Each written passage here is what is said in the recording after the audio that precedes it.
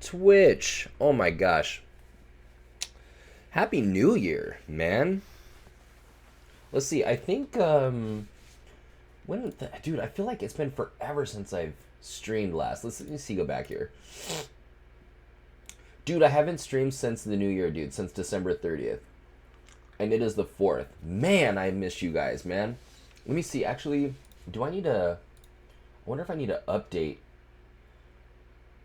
my videos here. Couple of things I want to do first. Let's see. Private Pilot Ground, Wednesdays.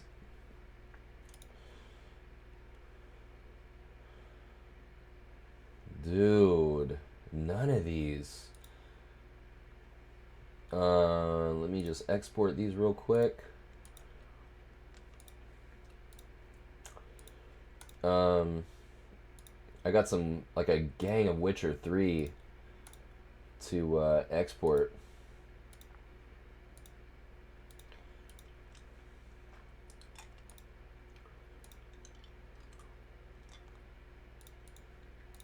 Okay. Just exporting these to my my YouTube account that I totally... Let's get some Oblivion. Oh, that doesn't look like Oblivion. Dude, I have Oblivion as one of the games, and I guess I did a lot of sim, or a lot of flight planning. That's right. All right, cool. Yeah. Oh, that's right. It was the day before I did my Vegas flight. So, okay, cool. We're good. We're good. Yeah, it has been forever since I've streamed, and I'm really, really excited to be back on here and getting set up here for an IFR Tuesday. You know, it's a new year. I hope that the holidays treated you guys well, and that let's see here, and that your year is off to a strong start. I know mine, I'm feeling really good about 2022, man. You know, and that's not just optimism. That's definitely like, you know, we all survived like 2021. Some of us by the skin of our teeth, which I never understood that phrase. But, you know, we made it out. And I know that there were 2021, I did a lot. I know I learned a lot, but I know that I also did a lot to make moves and to have 2022 be as fruitful as possible. Let's see.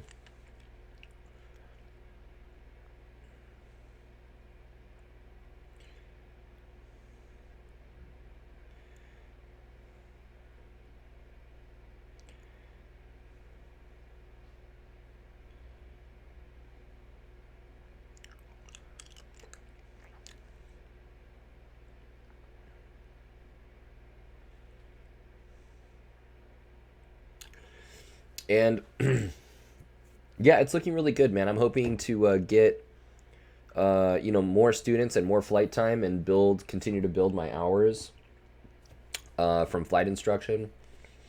And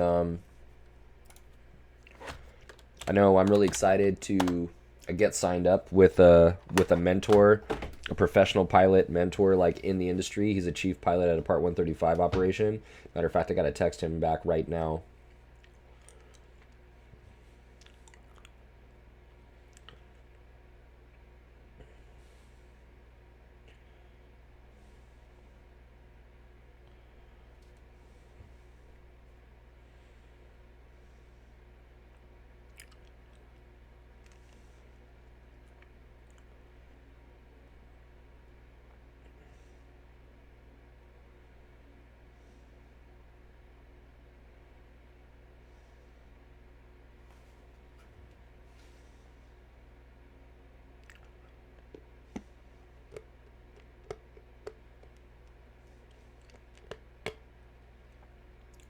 Got a bit of a scratchy throat, so I got my cough drops going on.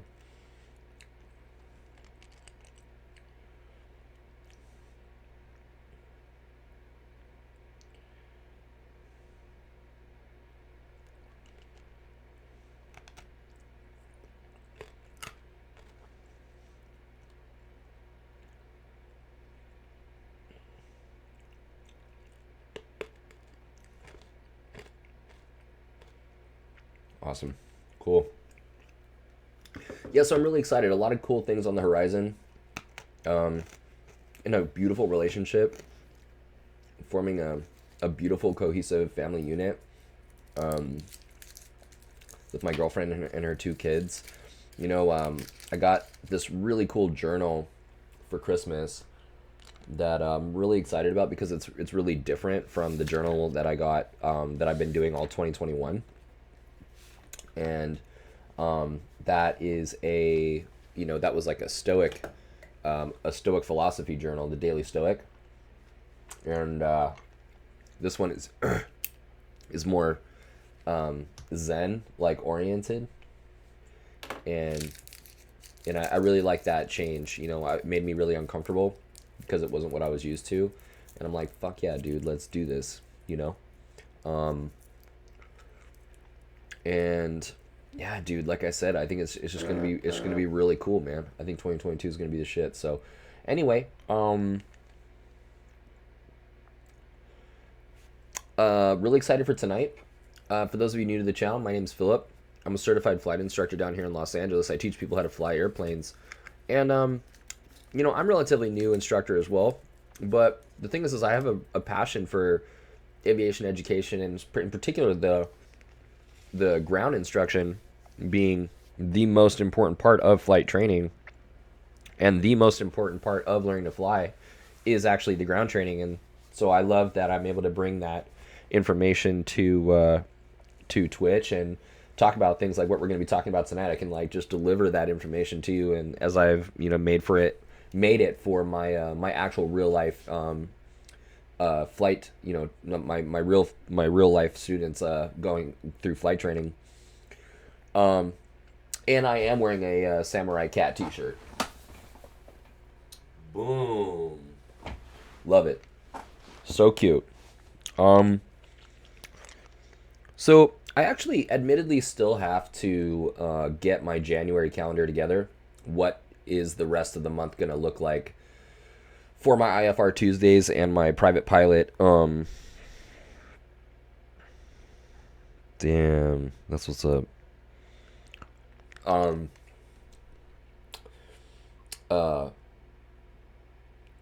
What is my January going to look like for my private pilot class? And I think it's going to be the shit, whatever it is. So I got my blank calendar right there on the board, on my door, ready to go. I'll calendar probably tomorrow.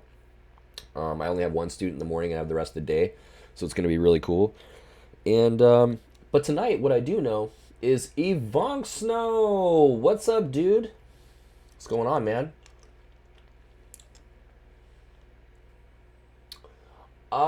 Wait, which job are you? I forget, because I've been applying to different things. Which one? What was I talking about with you?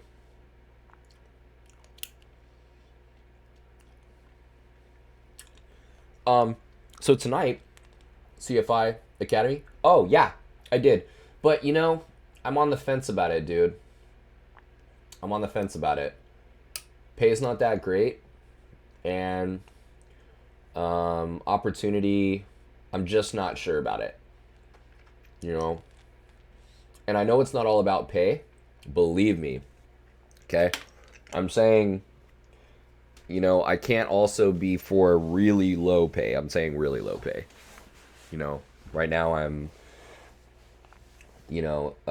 anywhere from 45 to 55 bucks an hour. And it's super not that. And that's fine.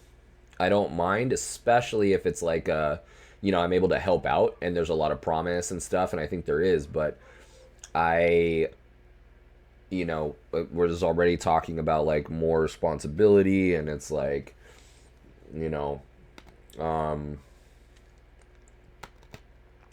so I'm gonna talk to him, see if there's maybe a twice a week I can do this. Frankly, I love the place that I'm at. Fullerton is amazing. They have amazing people there, and really cool CFIs. The front desk chick is awesome. She's she's a student as well, and you know, they're also getting more students.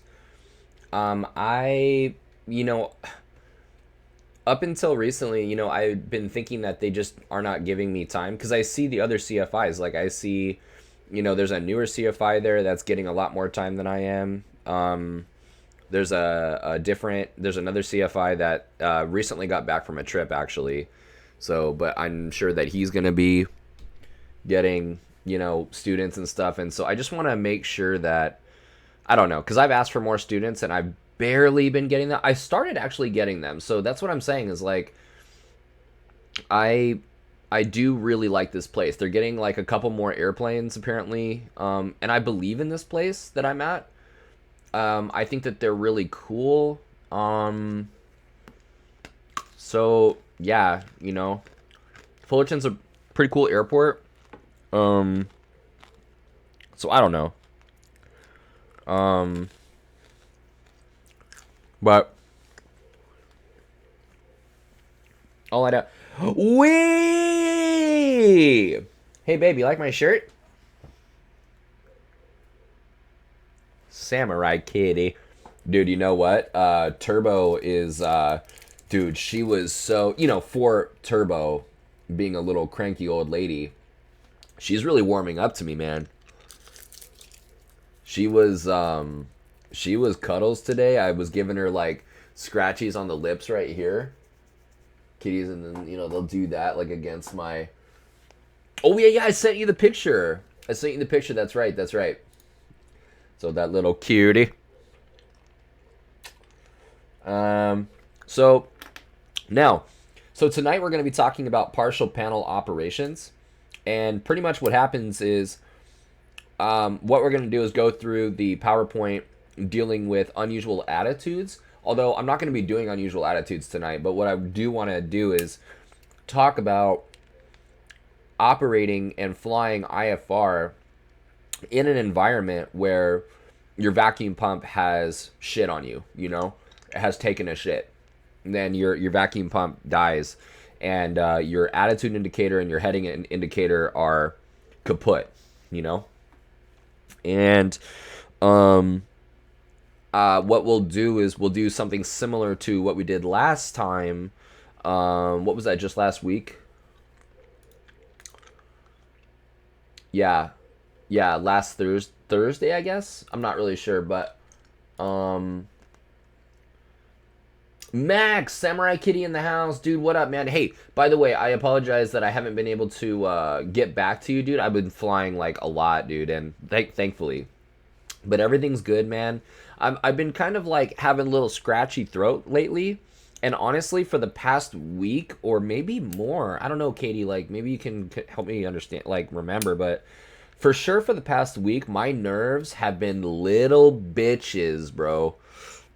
My nerves have been little bitches. And what I mean by that is like every so often, like every month or a couple months, my spinal cord injury, like my nerves, they're all jacked up, right? And I had these like nerve pain episodes.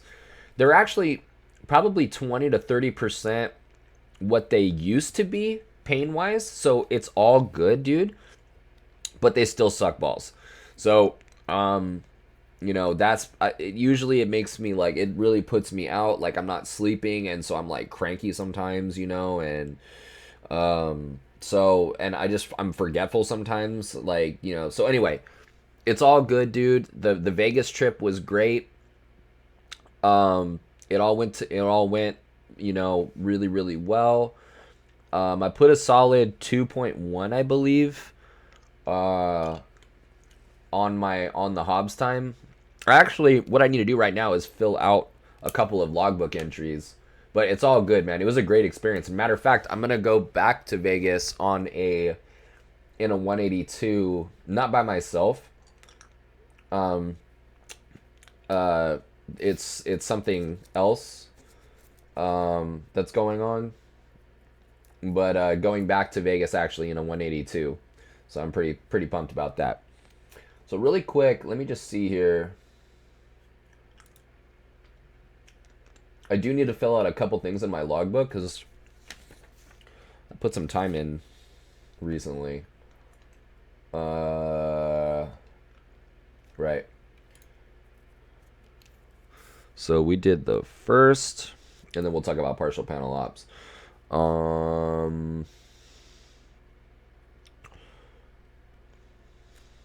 Dude, how are you guys though, man? I haven't been on stream. I haven't streamed in a while. Like, how has everybody's holidays been, man? How was everybody's Christmas? What did you guys do for New Year's? What's the latest and greatest, my peeps? You guys get anything cool for Christmas? I think I saw you in the sky as I was following your flight. I'm glad everything's good. I came to say hi. Happy New Year, everyone. Happy New Year, my man. Dude, I can't wait to fly with you. 2022 is going to be the shit. It's going to be great, man. Thank you so much, dude. I really, really appreciate it. And I appreciate your energy. You're amazing, dude. You're awesome.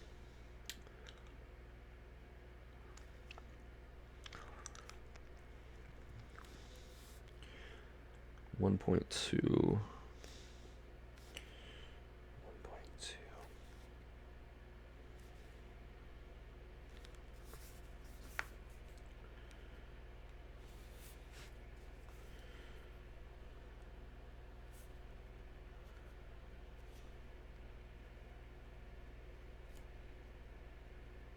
Just writing down a couple of entries here. So I got one down. What else we got?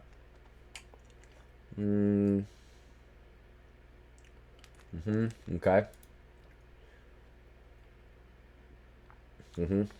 Nice. Okay.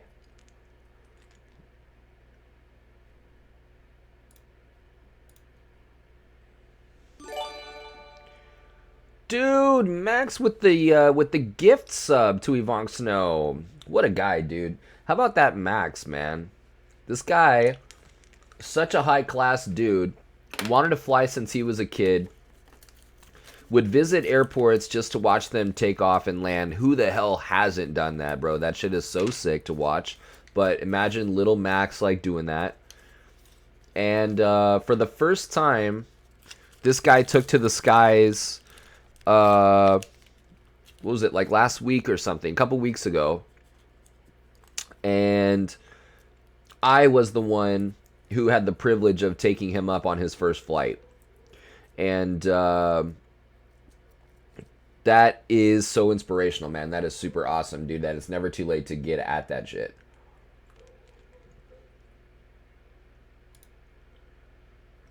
Okay, June 4th. That is today.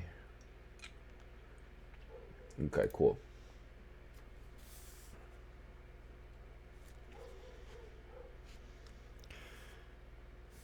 You're 37 this year. Am I too old? Are you too old for what, dude?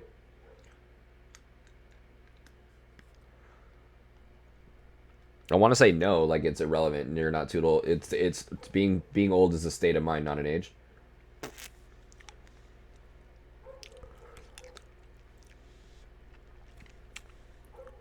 Okay. And I believe that was for a I think it was a 1.1. Damn, these cop drops are bomb, dude. What's up? You don't know? This fucking dog next door, dude. Oh, yeah. And then, okay, fucking duh, dude. All right. The main one was what I did with my buddy. Dude, we should watch some of that GoPro right now. Vox, what's up, dude? Looking forward to start the classes with you. Okay, man, I talked to you this week. So good. You had to say it twice, dude. I appreciate that. Talk this week, man. No, we will talk this week. And Max, you know, as far as what the next step is, like I said, like let me know when you're ready for guidance on one, doing your knowledge or working toward your knowledge test. I'll give you homework for that, and you go do the homework, you go do the reading, you take notes, you do those questions, and then we meet up on Zoom and we go through those questions. And then we do the ground associated with that section, and then we just go through that stuff. So we get you geared up for the knowledge test, okay? And then, so that's the first thing. Second thing is for flight. You know, what you and I need to do is, it's cool to fly, and we will definitely fly, but it's expensive, you know? And what we want to do is, you know, regularly do private sim sessions where you're in your sim, I'm in my sim, and we are on Zoom, and you know, we share screens with each other. I'll demo something, you'll go, and then I'll share my screen with you and do it. I'll give up the screen, and then you do it, and you share your screen with me, and I'm going to talk you through what I'm watching you do, you know. And you know, so we do lessons. Like, you would come in 3 times a week or whatever if you could, and we would fly the actual airplane. We just do that in the sim, you know. And then we actually follow the private pilot syllabus from Glime, so you know, you would get that. So you let me know, you know, like when you're ready. There's practical things that we are doing. It's not, you know, up in the air and, you know, ambiguous. Like, there are deliberate, specific things that we can do. Just let me know. All right, one. So we have one. Ivan. Basic.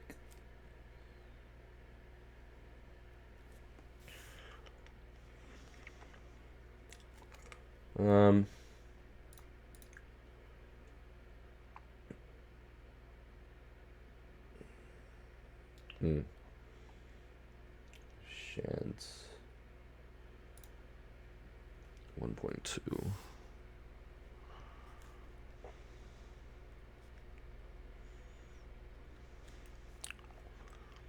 What should I study to start my flight review? I still need to get my medical. Dude, it's the same thing I've been saying, bro. It hasn't changed. That comes up every time, bro. You ask me every time. And then I say it's the same thing as before, and you go, well, what was it one more time? You're silly. You're a silly goose, bro. You're a silly goose. You know that?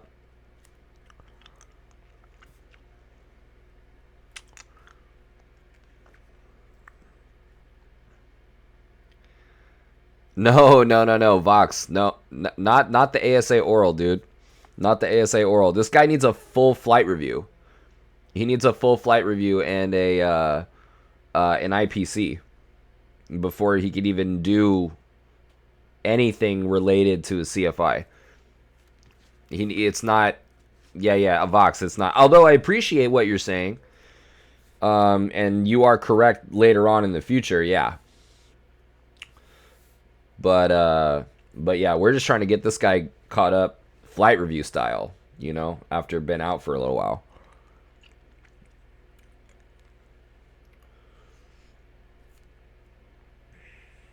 I'm just filling out probably 2 more logbook entries here. Sorry, guys.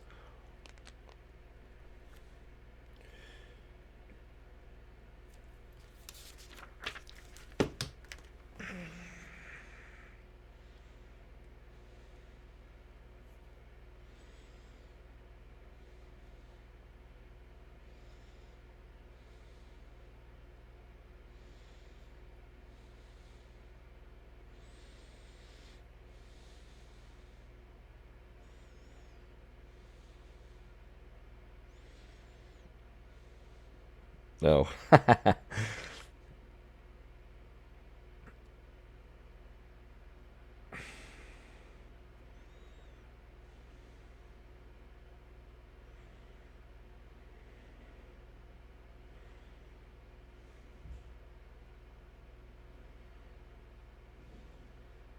All right, cool.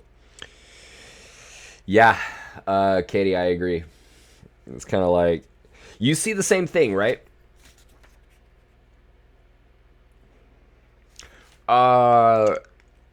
saving money for the flights until June, but now just simulating and studying. Oh, so there you go. Yeah, yeah.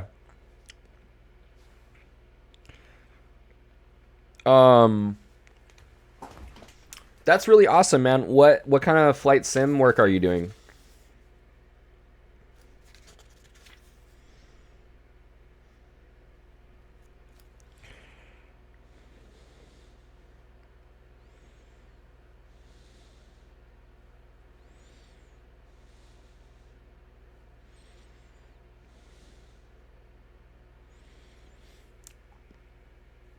Yeah, but like, what do you mean? Like, are you doing attitude instrument flying? Are you doing like pilotage? Like, I'm assuming that you're doing targeted, like deliberate sim work, or are you just flying around, uh, just flying?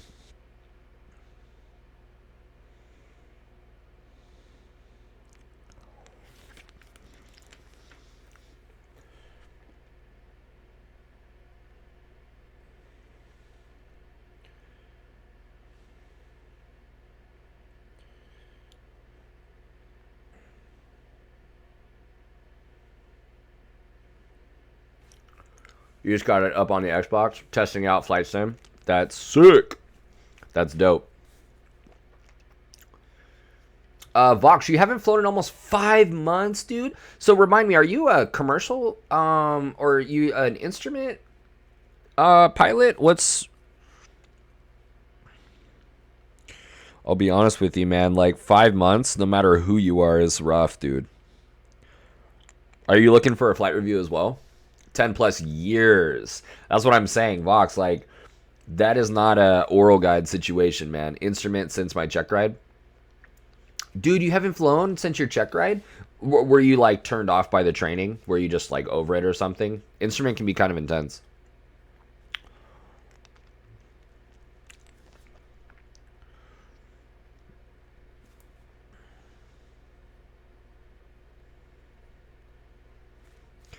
And I'm curious, Vox, like, did you have much time? No, I actually loved it. I banged it out in 4 months, just no money, flying, saving for commercial. Word, respect. Did you get much actual time when you were out there? Sometimes, like, we're not lucky, enough to get a ton of actual in the training, depending on where you're at. High performance. Dual given. But yeah, I did all my cross countries in actual. I think it was 5-7. Fuck, dude. That's wild. That's crazy, man. That's serious time. Yeah, Vonksno, that's true, dude. That's true. Masters, dude, like the professionals, they are masters of the fundamentals. You know? They're not. I mean, yeah, they can do all kinds of tricksy shit. Oh shit, damn it. That was all nighttime. They can do all kinds of interesting, like, tricky shit, but, man, it's all about those fundamentals, dude. 5. Oh shit, damn it. 5 landings. And 0.9 of night. Noah. 5 A's. Alright, and one more. When the hell was that? That was... When was my buddy's? My buddy did his... What day is it today? Tuesday? So what was it? Sunday? I don't know. I'm just gonna say it was Sunday. 1, 2.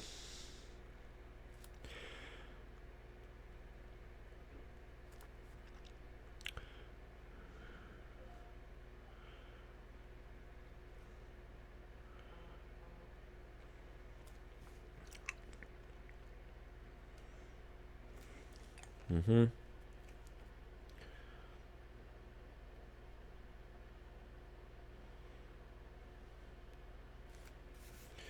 Sweet.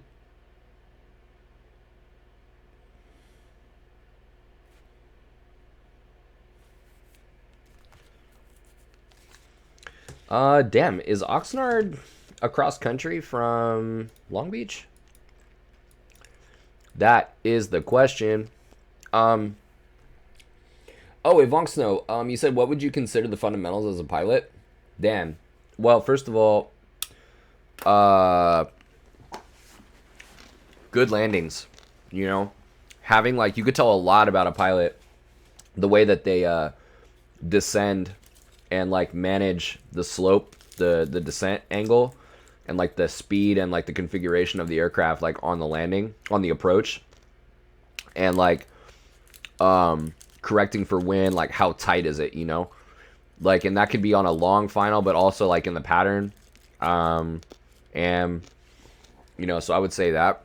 I would definitely say pilotage navigation. Like, I think, you know, it's not hard to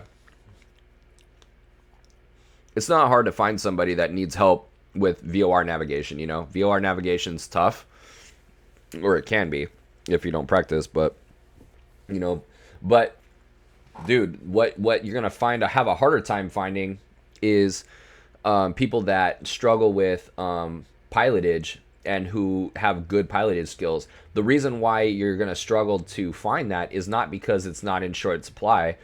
I think a lot of people need help on pilotage. It's just like they just get used to IFR flying, you know, VORs, GPS, flying the magenta line, and, you know, doing no work, you know? And so they're not going to, they either don't know that they need a lot of work on pilotage and keeping up with the landmarks and looking at the VFR charts and being like, knowing exactly where that airspace is, or so either they don't admit it or they don't know that they need the help, you know? And I would say, what's a third one? You got to do the rule of three, right? Third thing, what's another one, dude? Not communication, because everybody can be better about communication, and it is fundamental. But I think more fundamentally, like, than communication. Like, what's another one, dude? Oh, you know what? I would say checklist usage. I would say the other my third, you know, fundamentals thing that you asked me about, like, would be checklist usage and checklist discipline. Would be like, you know, be a master of the timing that it takes to run a the same checklist like all the time, and being a master of how, you know, perfectly duplicated those checklists are, like, across multiple flights, and that you don't have items slipping, and that, you know, your mental checklist items are there. I would say, you know, having a good everything from a mental checklist on everything, you know, passenger briefing, pre-taxi, when you're in the run-up, like doing the cigars check, doing, you know, and memorizing a super solid pilot briefing, like a pre-takeoff pilot briefing where you do the departure and the emergency briefing and approach like a pro if you're an instrument rated pilot. You know, lights, camera, action before you hit the runway, clearing final before you cross the hold short lines, being good about a climb check, cruise check, get your 5As done after your cruise check. Like, don't forget to ID those nav aids, like those VORs, like, you know, or those ILSs or whatever, the localizers. ID those nav aids, and, like, you know your cockpit flow checklist, your memory items for your, you know, your cockpit flow. Gumps check on the way down. Like, these are all checklists, you know, and you got it. Sometimes, like, when you're going really fast or you're really behind, like, you know, it's really easy for checklist stuff to fall off the plate, you know. So I think but yet checklist usage is a fundamental skill from day one, you know. So I think staying on top of that and not having any of that fall off the plate, that for me is a major.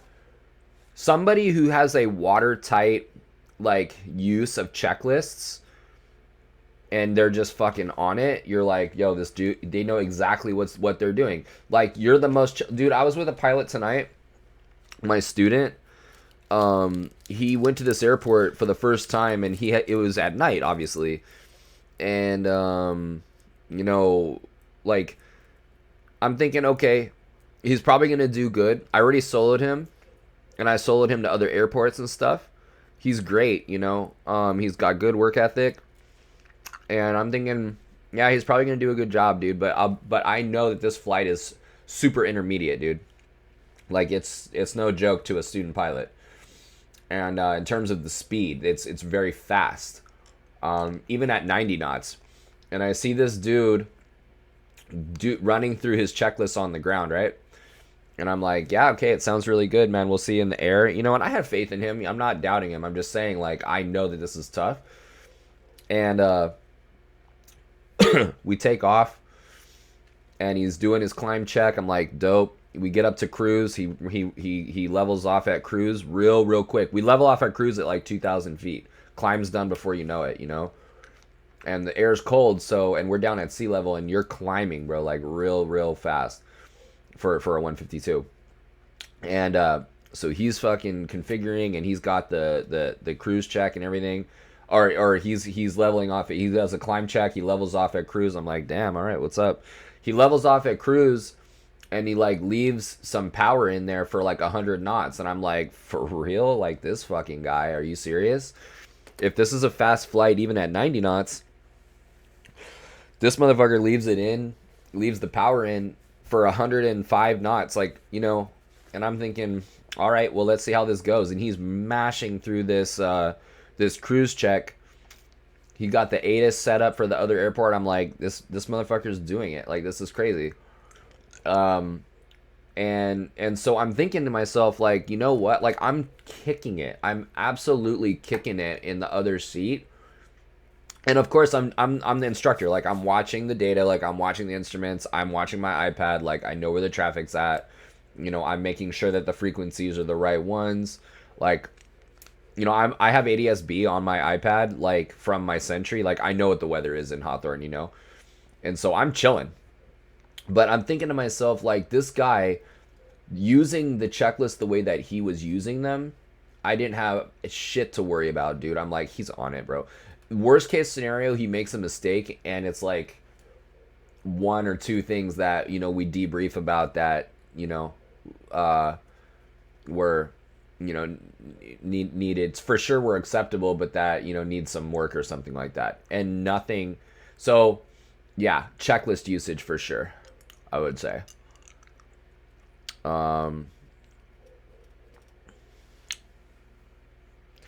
Vox, your brother's doing his double I.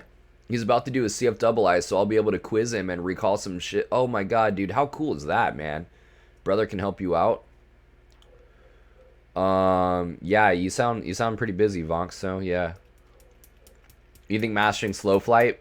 Yeah. What do you guys think, like, maneuver wise? What do you think those fundamental maneuvers are that what do you guys think? What do you guys think? The Zach, my man, just the dude I wanted to ask as well, because I'm opening it up to the folks in chat. Like, what do you guys think the fundamentals are?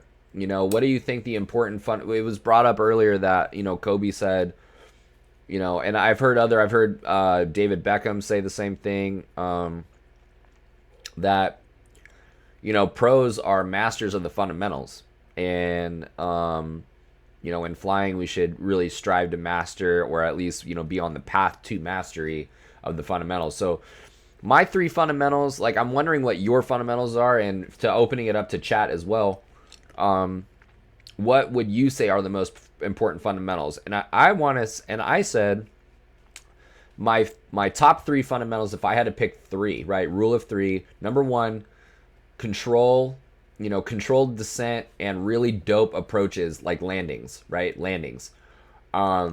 Second thing was, what did I say? Third thing was uh, um, checklist discipline and really, really watertight checklist discipline. What the fuck was the second thing that I said, you guys? Landings, checklist discipline.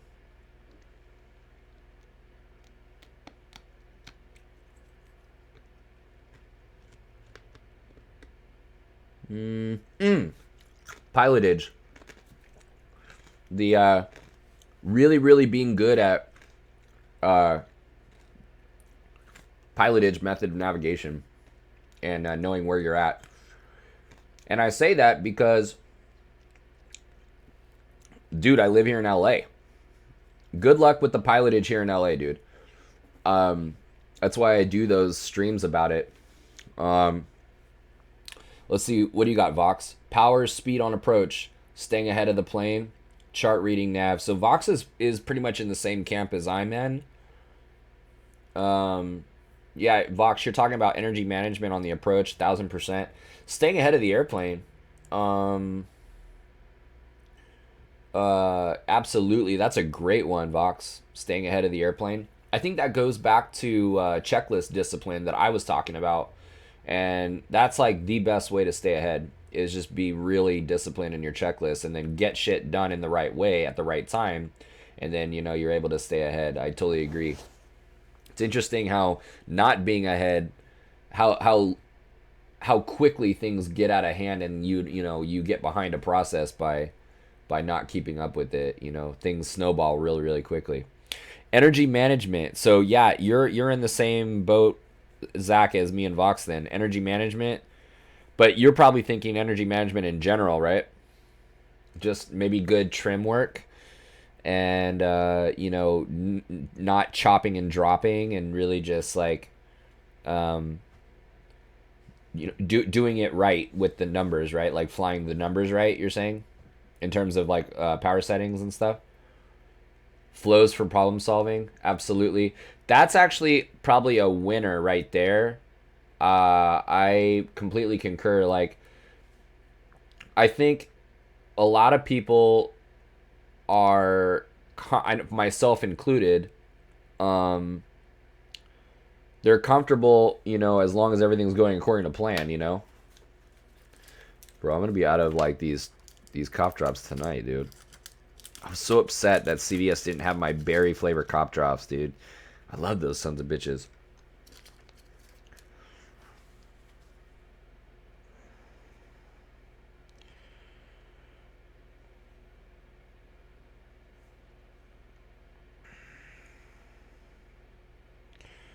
Oh shit. Okay, cool. So, damn.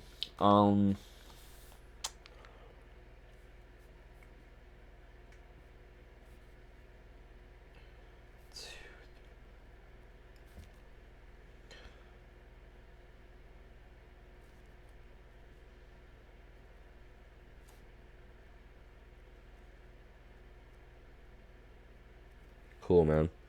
Awesome. So, doing good on time. What am I at, actually? I think I'm coming up super quick to 900 hours. Let's see. I'm just really stoked to be getting more students.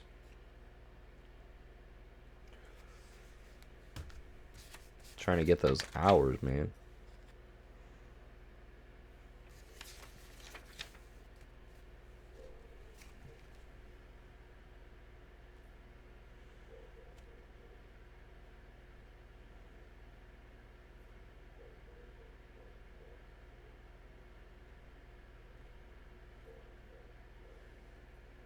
One, 2.3, 1.2.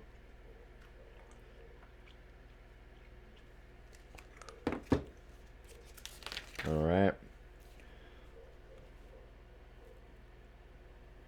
Cool, man. Yeah, I'm essentially at 900. That's awesome. All right, sweet. So let's put that away. And hold up. Hold up.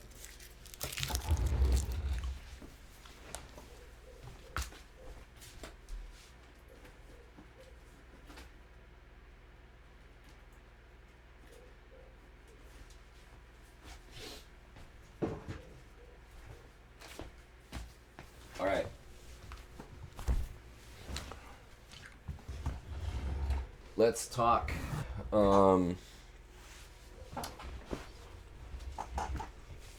Let's talk partial panel, man. Let's do it. It's been a while since I've actually looked at this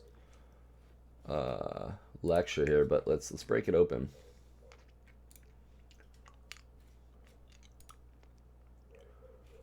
God, I can't wait for that dog to shut the fuck up. Unusual attitudes, I believe.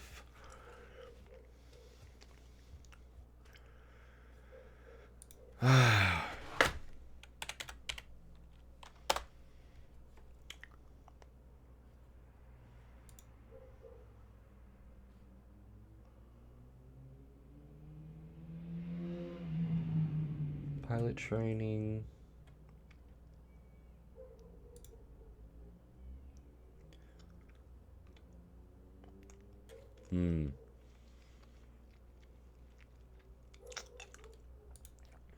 All right. Cool.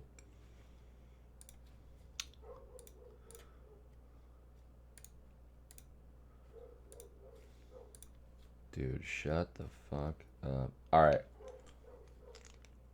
Cool, man. So, tonight, we're talking partial panel ops. We're talking some system failures. And in this lecture, we talk about unusual attitudes as well. And in the sim, what I'm going to do is get in there. And I'm going to, in X-Plane, it's really cool because you can trigger certain failures to happen, like a vacuum pump failure. You have the ability to trigger an icing, a pitot tube ice up, and you can look and see what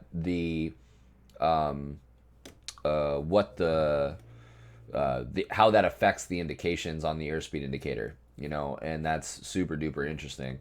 So what I'm going to do in the sim is hook that up and make the vacuum fail and do some of the basic maneuvers, maybe even VOR intercepting and tracking, maybe do maybe like a procedure turn, maybe like a holding pattern, whatever it is. I don't know. We'll figure it out at that time. We'll cross that bridge when we come to it. But, we'll do it and you guys will see how uncomfortable it actually is, because I'm inclined to say, or at least inclined to think, that many of you, even though you're in the sim, probably don't do a lot of sim. And this kind of goes back to what you were saying, Zach, that where we should practice more when things are not going according to plan, making sure that we have those skills for when things are not working in our favor. That we are able to, that we are proficient, and that we can respond to a situation that is on our doorstep, whether we like it or not, and that we are able to walk away from that. That we're able to fly the airplane, not have it overwhelm us, and miss radio calls because of it, and make bad decisions that we normally wouldn't be making, just because we're freaking out and stuff. So I think having discussions like this really important. And I think the rest of us as simulator enthusiasts, like, we need to understand this is really like the way to use simulators. Like airline pilots do it, even astronauts. One of my favorite books is An Astronaut's Guide to Life on Earth, by Commander Chris Hadfield, and he's a famous astronaut, the guy that did oh my god, that ground control to Major Tom from space on the guitar.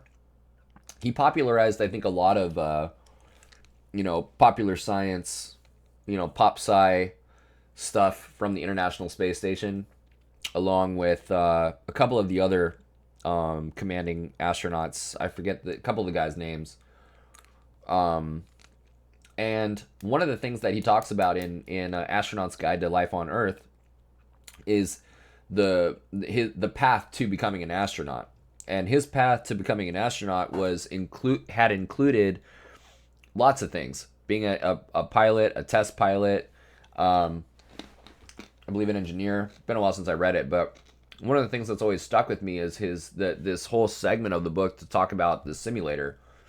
And I believe it shows up a lot in the chapter called "Sweat the Small Stuff," which is it's an interesting phrase because we always hear don't don't sweat the small stuff. You shouldn't sweat the small stuff.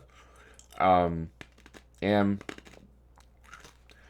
indeed, like, it is important to not sweat the small stuff. We definitely don't want to be making a big deal out of stuff that we shouldn't be making a big deal out of. Like, that colloquialism definitely has a role and like a place in our society, but I think that it's a little tongue-in-cheek to say, yeah, we need to sweat the small stuff. As tongue-in-cheek as it is, like, it also has a lot of truth to it when it comes to the stuff that we do as pilots. Like, we actually do need to sweat the small stuff, because you know what? There is no small stuff, right? There are no small things. Like, there is no matter too small or too insignificant to overlook it and to justify overlooking it. And I think the best way to do that in a safe environment is in the sim and practicing emergency situations. And that's kind of what we're talking about tonight. And so that is like the philosophy that I want to approach tonight, and what I implore you, and encourage you to approach your simulator philosophy with as well. And recognize, like, the sim is much more than, doing turboprop flying, island hopping, and, flying around low level down rivers and shit. You could become really sick, good pilots if you really want to be. And then if the time comes that, you're ready to go with an instructor to take that demo flight and take the plunge, boom, you're ready to go. So part of the way to do that definitely is to enjoy the sim and enjoy flying and get those basics down. But one of those basics, one of those crucial areas of the basics is responding to emergencies and contingencies and being cool under pressure and confronting the reality that this could happen. It's not a scary thing. It's not a doomsday thing. I just think that there's power in confronting a possibility than figuring that, assuming it's not going to happen. And so you never tend to it because it's not likely. So anyway, that's just my sort of intro to unusual attitudes and instrument failures. We're going to talk about that today. We're talking about getting back to right side up. By the fucking way, you don't want to see brown on the top, in case you're wondering. Right? You right here on the PFD right here, it's supposed to be blue on the top.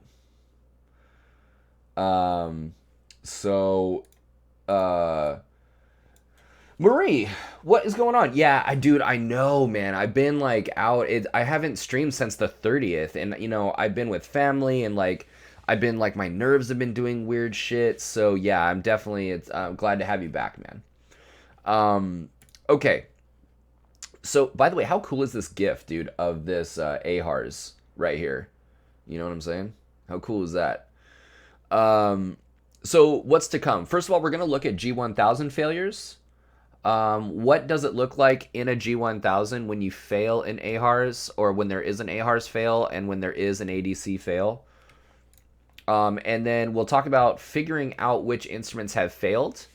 Once you kind of start studying it and play the logic game, it's actually not that difficult to find out which ones are not agreeing with each other. But I think the philosophy here is like, from a disciplined instrument cockpit scan, or I'm sorry, like a disciplined scan of our instruments, like, we can, as long as what we need to do is really digest what the instruments are telling us, and things will not be making sense. Things need to not make sense and be like, wait a minute, am I climbing or descending? And the trick to that is just not having cat toy. The trick to this is not fixating on any one instrument. This is the heart of what we're going to be talking about in the sim tonight, partial panel ops, and pretty much how do we, as if the 6-pack scan wasn't difficult enough to scan when you're looking at the instruments, and as if that 6-pack scan wasn't spread out enough, dude, your eyes are all over the place in weird spots when these two main instruments are no longer available to you. And that compass, all of a sudden, the compass goes from something you talk shit about with your pilot friends at the bar to your best fucking friend. When that heading indicator is gone, you're like, compass, what's up, compass? What's up, dude? It's been a while. And the compass is like, yeah, dude, I thought I was a piece of shit. I thought that you had a problem with all these errors that I got, and you don't know what the fuck I'm telling you, and you don't even need me, and now you're knocking on my door. So how the fuck are you? Very bitter compass, but at the same time, the compass has a point, dude. We need to respect that shit. I am in the Pacific time zone, and normally I stream at like 8 p.m. Pacific, sometimes 7 Pacific, and now that the New Year's in, like I'm gonna get back to a regular schedule. So, and then unusual attitudes. Okay, so G1000 failures. Like, what are we talking about when we're talking about a G1000 failure? Anytime a G1000 fails, you're gonna have pretty much what happens is there's a computer has failed, right? Like these are computer-based systems that are sensing where the airplane is or what the airplane's doing, or like in the case of the air data computer with the VSI, the airspeed, and the altimeter, like it's sensing, there's a computer that's sensing air pressure stuff. So something has broken down in terms of what the computer is understanding the airplane's doing, and that like shuts down, right? And whenever one of those systems shut down, you get these X's through, like here's an AHRS fail, or an altimeter and a VSI and the airspeed fail. Like there's your ADC, or your ADC fail. So anytime you have a failure of a particular system, you want to default to your analog gauges, which is why even in a G1000, you want to make sure that vacuum pump is doing what it's doing, because if this system starts failing on you, like that vacuum pump needs to be working, because that's your attitude. Now you're down here and you're going back and forth, back and forth, back and forth, back and forth, and all of a sudden the center of your instruments is down here in this random weird spot. Okay, so we scan using that radial or the hub spoke system like this here. We're attitude, airspeed, right? Attitude, this, attitude, altimeter, attitude, heading, whatever. So we're going back and forth and you're confirming. So like here's an example of like attitude, airspeed, attitude, airspeed, right? Attitude, altimeter, attitude, altimeter, attitude, VSI, attitude, altimeter, attitude, altimeter. So you want to kind of group things like that and just kind of return to that attitude indicator, that radial style scan that we talked about before. Acme Wash is an acronym that we discussed a while back in the regulations PowerPoint that we'll resurrect that again. And we're always talking, we got to talk about regulations when we talk IFR, but these are the required radio calls, or the required radio communications for certain situations, and at all times, whether you're in a radar environment or not.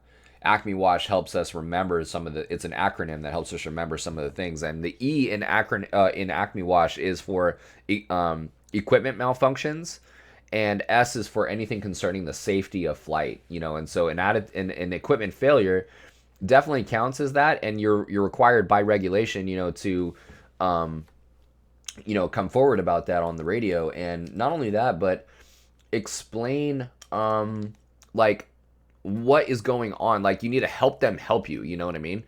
Like be specific, don't be vague, let them know. Like if you have a VOR instrument that has started to fail, right? And you notice that you have a glide slope that is in op because that flag is showing, but the navigation, the lateral navigation flag has not been showing. Don't tell them that your VOR instrument failed, right? Like, they need to know, no, be specific. My glide slope flag is up, like my glide slope has failed. My localizer and my VOR function appears to be working. So I'm gonna need you know, I'm gonna need some help with this, right? Or if one VOR instrument has failed, but the other one seems to be working, let them know that, and stuff like that. So just be specific. Marie, sorry, you said I don't know anything about planes, but would like to learn. Well, where are you at? Are you like around, or I mean, are you you're you're talking about some cool shit. I mean, if you're really interested in learning about how to fly airplanes, yeah, I can definitely help you with that. There are a lot of people that can help you with that, actually. Um, and that's what I do. I teach people how to fly airplanes, like, for a living. It's really really cool job, and it's a really awesome journey to go on, whether you want to be a professional pilot or not. A lot of people don't want to do that, and they fly recreationally. They want to do stuff with their friends and their family. It's an interesting thing that they've always wanted to do, even though they like their job and where they're at right now. So yeah, you definitely let me know. You can feel free to find me on Instagram, actually. And my Instagram is linked right there. Are you able to join the Discord as well, Marie? If I need to, I've had people say that the Discord is kind of troublesome sometimes, that link that's on there. So let me know if I need to put another link in there. But join the Discord, or find me on Instagram. Direct message me, email me, and let me know your questions. We'll definitely figure it out. Yeah, and this right here, once stuff has started to fail, make small changes. Don't be messing with like full, standard rate turns. Like, make your turns at half standard. Don't be trying to climb at 1,000 feet a minute or 800 feet a minute. Like, climb and descend at like 200 feet a minute. Take it extremely slow. When you do your power changes and you're ready to descend, like, make 100 or 200 RPM power changes. Don't be doing 6 or whatever 100 RPM power changes. Okay. Common errors. According to the Instrument Flying Handbook, Chapter 7, page 58, about unusual attitudes. Common errors leading to unusual attitudes include improper trimming techniques. And I think a lot, at least what I've seen with students, is that, like, you get behind because you are, number one, improperly trimming, like, technique wise. Like, people tend to like fly with the trim instead of like the correct way, which is like applying the primary control surface input, like the elevator input, and then trimming off the pressure for that. That's how we do it, right? You don't fly with the trim, though. That's number one. Number two,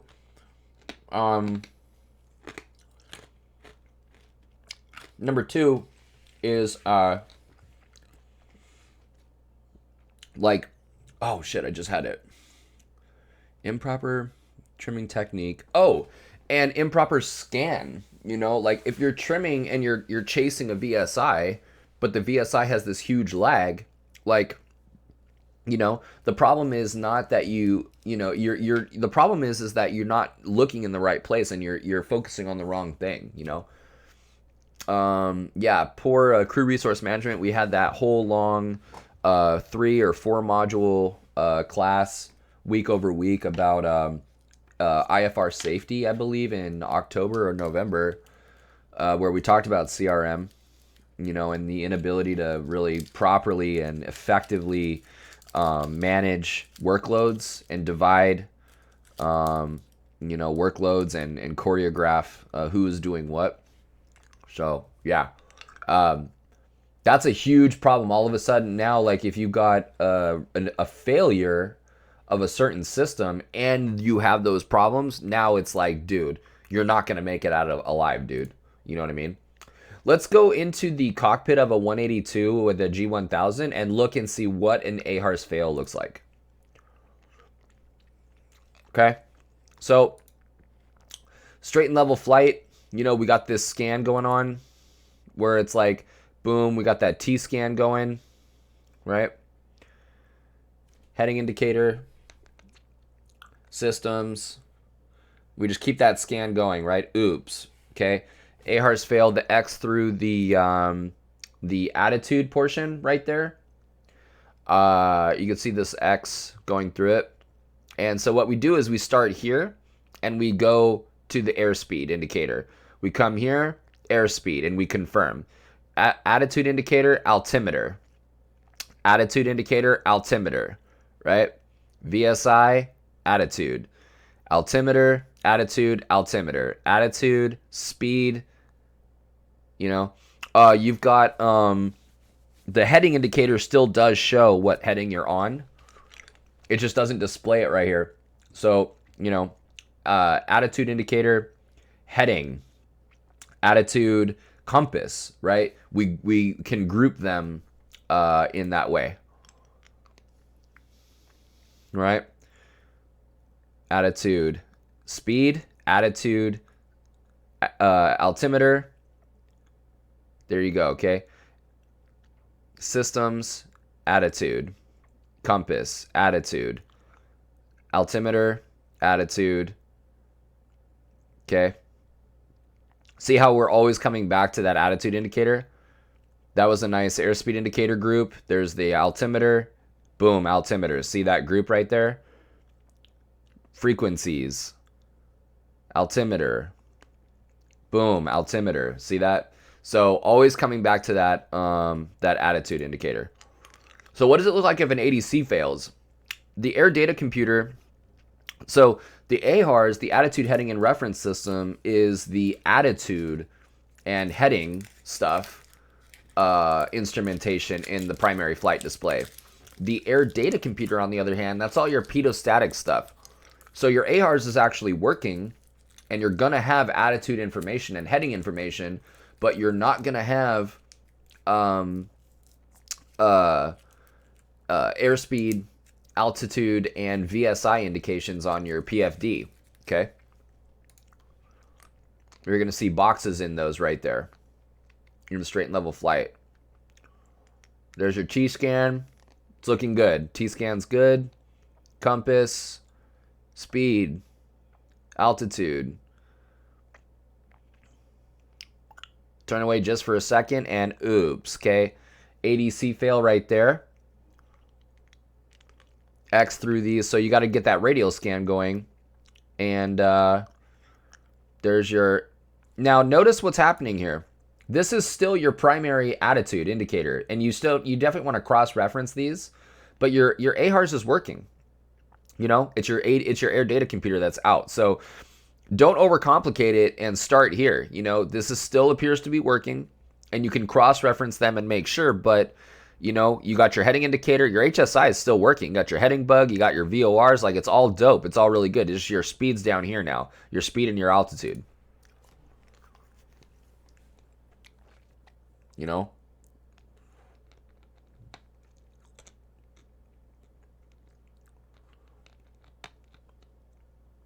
You got no VSI though.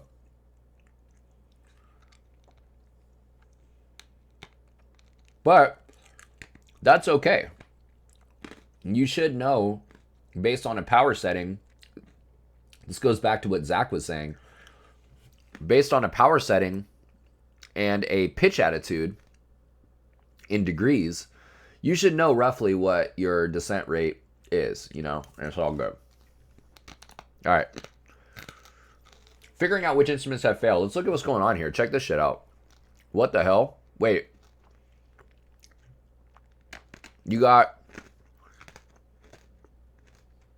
Look at this attitude indicator right here.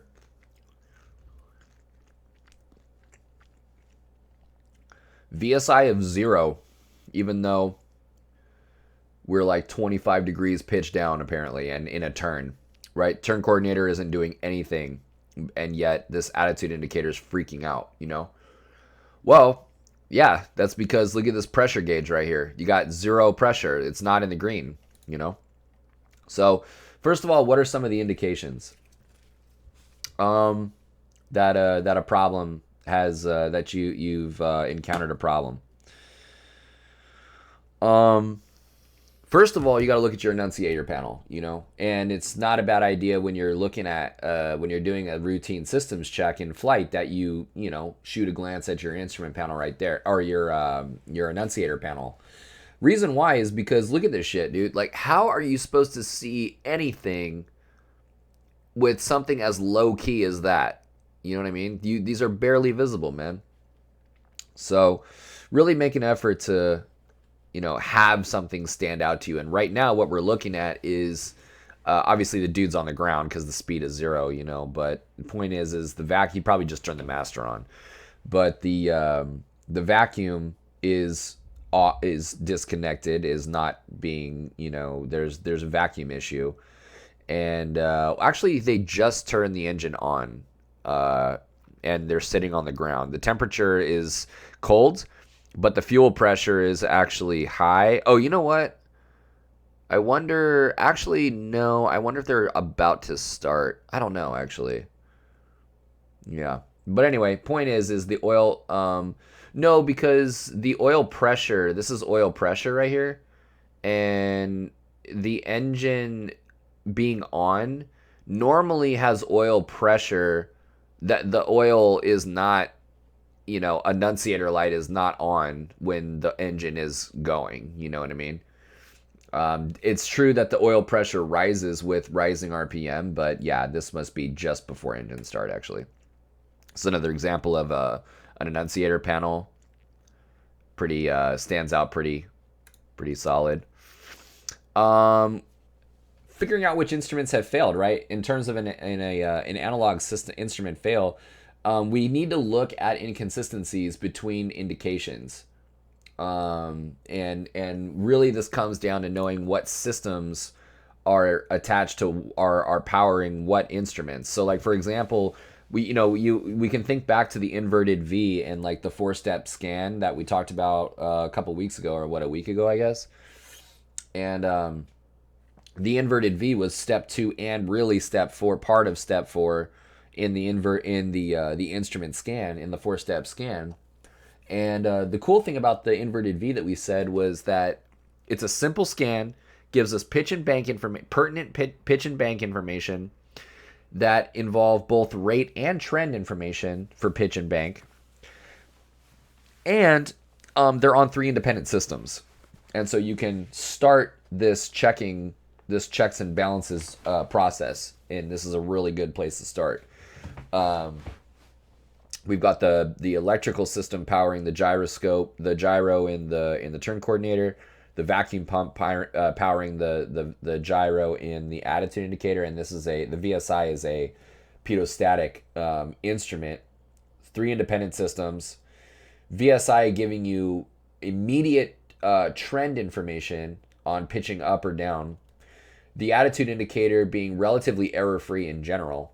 And then the turn coordinator is just dope. Like, it's just a really good, useful instrument in terms of quality of turn and also rate of turn. And how many degrees per second are you actually, so that right there is a sick... The fact that you can do that between 3 instruments, that's dope. Except when they fail. So when that vacuum pump has failed... best thing you can do is have sticky note. I carry sticky notes with me all the time in case this happens, because I do when it's possible and the weather is here, I do enjoy flying single pilot IMC. And if I ever have a vacuum failure and I'm up there, I bring sticky notes just in case, so I can cover up those instruments and I'm not tempted to look at, especially if I have a leaking vacuum. Like a vacuum leak, it could be really tempting to, like, maybe they're working or, whatever. So just cover them up and leave it behind you. So let's talk more about this pneumatic system fail and this vacuum pump fail, okay? Here we have a picture of an actual vacuum pump. And this is a part that has teeth on it that's geared, that rotates. And as this thing rotates, it, like, draws in air and... we've got the stream of air that rushes out of the instrument and spins up those gyros. But after that pump fails, that stream of air that normally spins those gyros real fast no longer is causing those gyros to spin. And one of the things about the gyros, in particular in the heading indicator and the heading indicator and the attitude indicator, is rigidity in space is the principle that these gyros operate on in these instruments, whereas precession is the main gyroscopic principle of this instrument, of this gyro instrument. Precession is the operative here. But in the attitude and the heading indicator, rigidity in space is the operative gyroscopic principle. And the problem is once that vacuum pump fails and that stream of air is no longer there to keep them spinning, they do not exhibit super tight rigidity in space that they once did, right? So those gyros slow down and they start to wander, and they get all, your attitude indicator starts looking all drunk. And this is a huge problem if you've got autopilot on and you're not catching it, So we need to disconnect the autopilot and hand fly this thing on, and that'd be actually a really interesting experiment. I wonder if they modeled that. What we can do is go into the analog 172 in X-plane, turn on the autopilot, fail the gyro, the vacuum pump, and have the attitude indicator and the heading indicator fail, and see what happens. All right. So what we need to do is, like I said before, we need to build into our scan, our system scan, our routine system scan. We need to look at that vacuum pump. That's one of the main takeaways, and is not just, do we have the correct altimeter setting? Is the heading indicator set to the compass? Do I have the right radio frequency in? Those are important, but we need to not overlook the vacuum gauge, or the electrical for that matter, right? We need to do a thorough, actual present-minded systems check. Let's take a look at what a unusual attitude might look like in the event of a vacuum failure. And what I'm going to do is take you through two different scenarios where in the first scenario, the pilot is in denial. What I try to do is take you through the psychology of what is going on in these situations. And in the first case, the pilot is freaking out. They start fixating on instruments. They it's a leak initially. And they're freaking out, and they're not, what they definitely don't do is exclude those vacuum instruments. So let's take a look at what that looks like and how that results in a unusual attitude. Vacuum pump failure, what to not do. Okay.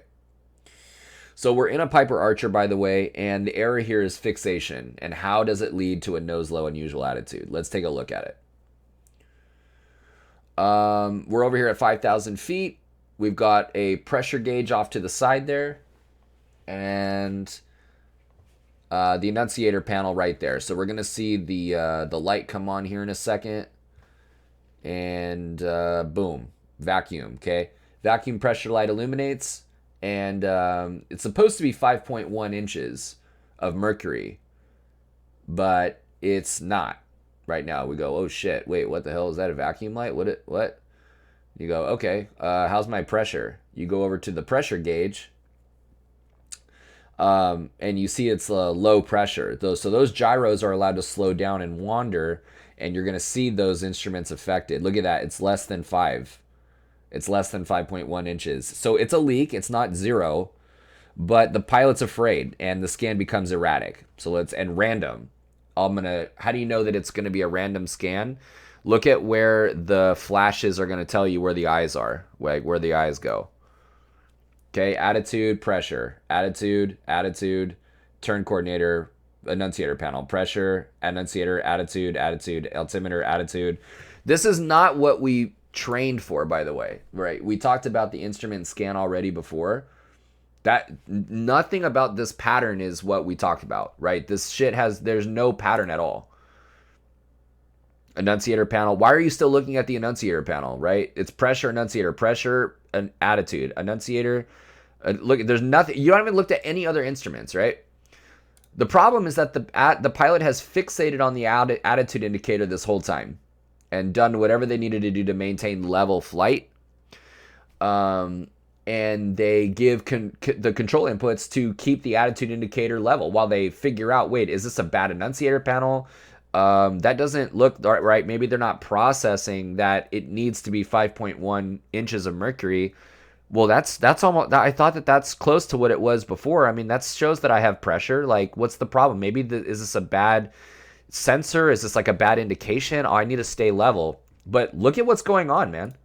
Turn coordinator shows a bank. We have an attitude indicator here that shows wings level, right? But look at what's up. Turn coordinator shows a bank. VSI is starting to trend downward. We've departed 5,000 feet. We've got a magnetic compass that's turning, consistent with the turn coordinator. Space flight. Good evening and happy new year, kind sir. What's going on? Look at this shit. Turn coordinator, VSI, and altimeter agree. Two independent systems, an electric gyro and a pedostatic system, agree that you're turning, and oops, magnetic compass doesn't give a shit about any of you guys and is telling you that you're turning. And yet, you're fixated on the attitude indicator. And that's going to land you in a rapid descent, right? Look at the attitude indicator is straight and level, but look at what's going to happen. This super rapid descent. Look at the altimeter winding down.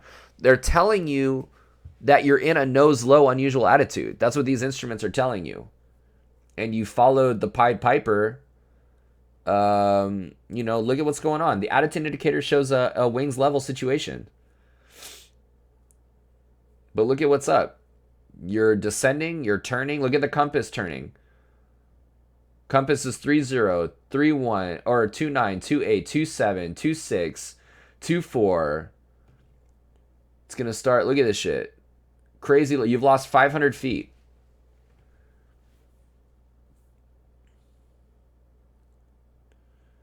So, and there's your last flight, right? That actually also, when you couple that with spatial disorientation, that's a graveyard spiral waiting to happen. You look at the vacuum fail, what to do. Let's look at it, Let's look at how to respond to the vacuum fail. This is actually going to be a total failure.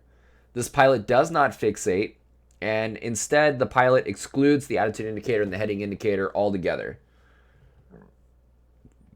Modified scan. Vacuum fail right there. Okay, the annunciator panel. You check, you say, okay, I got a vacuum annunciation. What does the vacuum pump say? Or oops, that's absolutely a failure. Okay, vacuum pump failure. Vacuum pump failure has happened. That transponder should be on altitude mode, not on standby. What the hell? Attitude indicator and heading indicator are in op, and we use the other instruments. Turn coordinator and magnetic compass agree. They do. Right wings level, we're not changing heading. Pedostatic instruments still agree. Airspeed indication's not changing. We're being better about our altimeter. On our altitude, we're going to correct for that. No problem. We're going to make little tiny changes to our altitude. And just cross-referencing, right? Turn coordinator compass. Turn coordinator altimeter. Altimeter VSI. Altimeter, right? Just keep those eyes moving in a manner that can confirm. So we're straight and level right now. But look at the attitude indicator. Turn coordinator and magnetic compass agree. You can check that box, And as long as those wings are level on the turn coordinator and the compass agrees, and the VSI shows a 0, and we're not really moving on the altimeter, fuck the attitude indicator and the compass, man. So, good job to this person.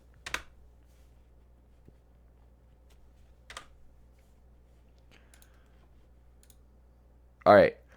Let's look at this pedostatic system fail. Okay, what are we talking about? We haven't really talked about instruments in a while, but we have problems that can creep up not only from a vacuum failure, but a pedostatic failure as well. So the main problem here with the static port is with the static port blockage. Let's say that the static port's blocked and the alternate static is not working for some reason, right? That's why you have an alternate static source.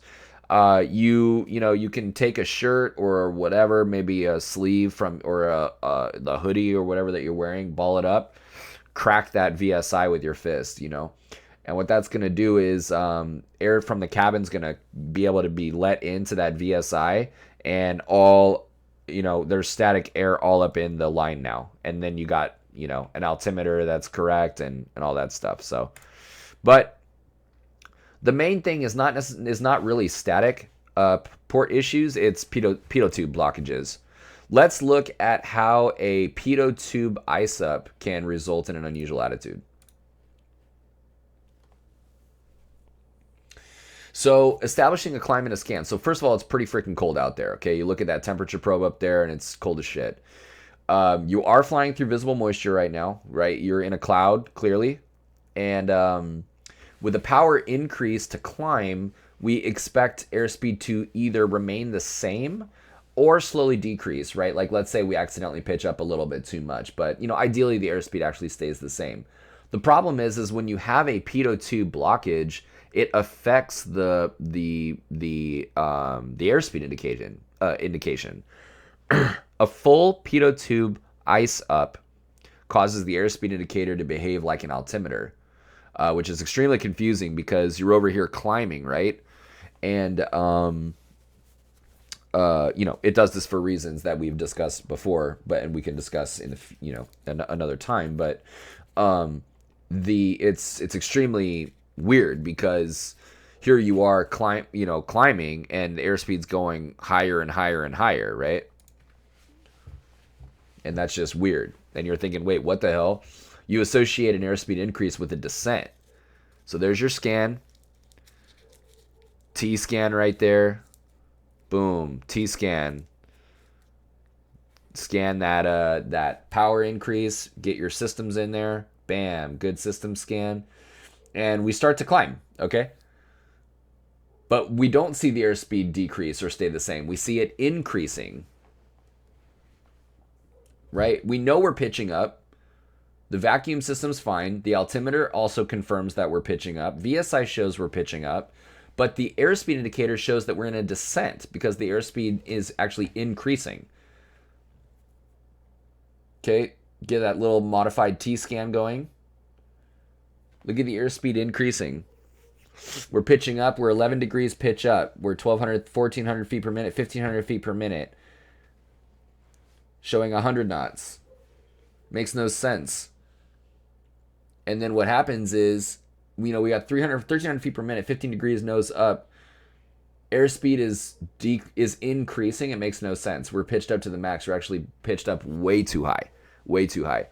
Check that outside air temperature. We should have had that pitot heat on. To quote what's his name? LaShawn from the gay couple on Key and Peele. We should have had the pitot tube on yesterdoodles.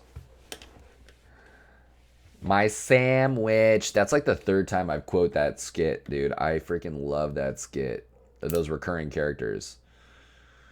Oh my fucking god, dude. Jesus Christ. Yeah, but dude, the thing is man, if you're in this problem and you're just gonna keep pitching up because you really think that you're descending, then you're definitely, oh, dude, If you're not familiar with that skit, go to YouTube right now. Go type in Key and Peele and LaShawn, maybe even gay couple, or LaShawn and what's it? I mean, sandwich. I don't know what. Maybe Sam. I forget what the boyfriend's name is, but they're recurring characters, and like I think they first show up. I forget if the first one is like they're adopting a kid, I think, or maybe they're getting married, and it's like Prop 8 passed or something like that. I forget what the first one was, but they definitely have come in multiple times, and that shit's super super funny because like they're a couple, right? And then they're excited about they're at a rally for gay marriage, right? And and everybody's like super pumped because like the laws getting passed that they're gonna be allowed to, and stuff. And but LaShawn is like super over the top, like he's super flamboyant, and Samuel is like just a chill like gay dude, he's just like super chill. And so LaShawn, who is played by Jordan Peele, is so fucking over the top. And so he's like, yeah, we're gonna get married. Yeah. And then Samuel's like totally having second thoughts because this dude is like crazy.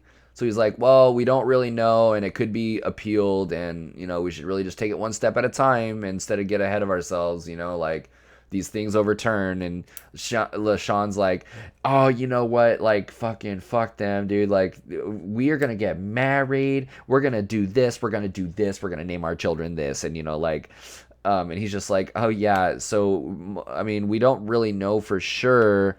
Just don't want to get our hopes up. We gotta, and because he's kind of like on second thought hoping that it doesn't pass because this fucking dude is a psycho.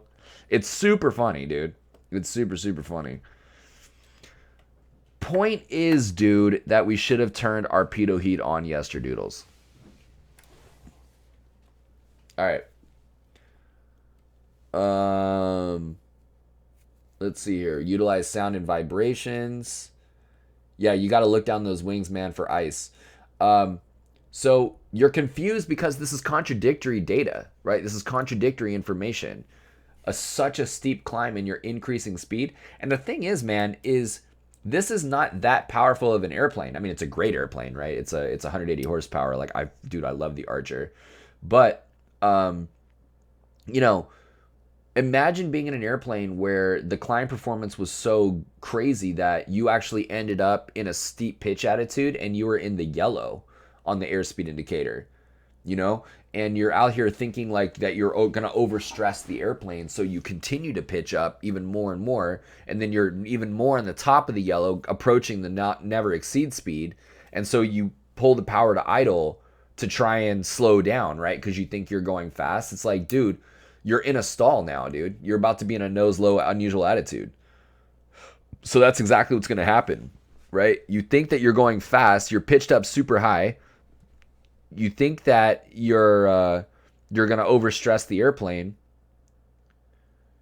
So you pull the power to idle. Look how nose high that shit is, dude. And, look at what's about to happen here. You fixated on the airspeed indicator and you're making your pitch attitude adjustments based on your airspeed. It's like, dude, what happened to your scan?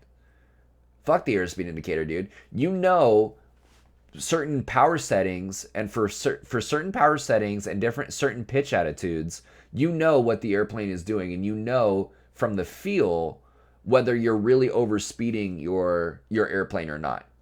And instead you freaked out and you looked at this airspeed indicator, and now you're like only looking at that and you're pitching up, and you don't even see. Look at this attitude indicator, looks fucking absurd, dude. Look at that. And your speed is like 50 right now.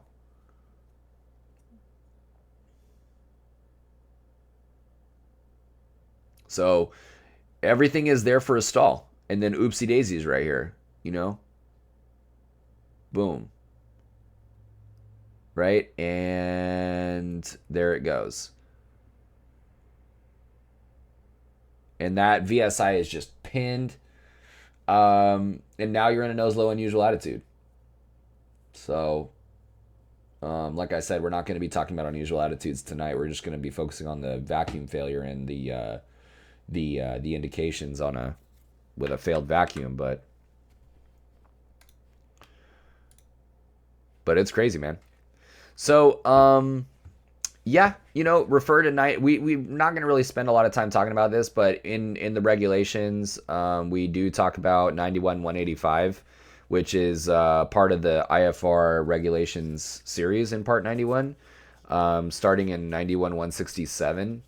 And 91-185 talks about how to conduct ourselves when operating IFR and when confronted with a radio failure. And it depends on whether you're in what we do, depends on whether we are in IMC or not. And if we are not in IMC, if we're in visual conditions, we remain in visual conditions and land as soon as we're able to. And it's just don't go back in. If you experience this radio failure, and you are in the clouds, then you need to take certain certain measures, and they are prescribed for you in 91-185. But figuring out which instruments have failed, this is not really pertaining to instrumentation. This is communication.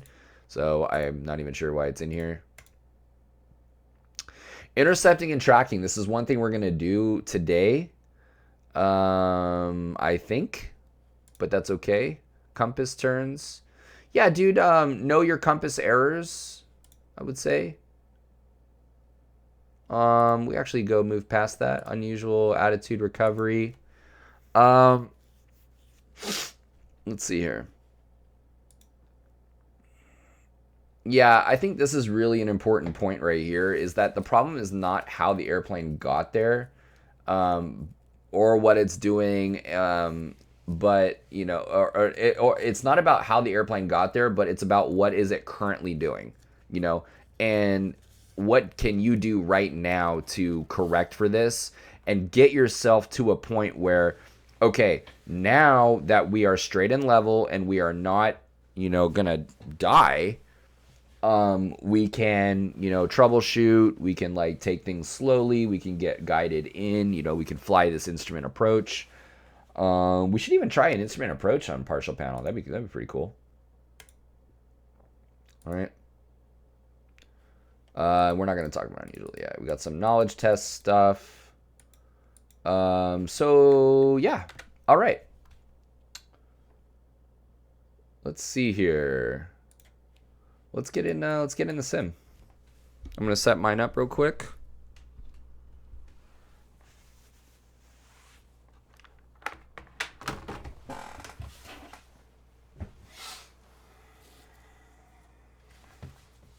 Mo Daddy, what's up?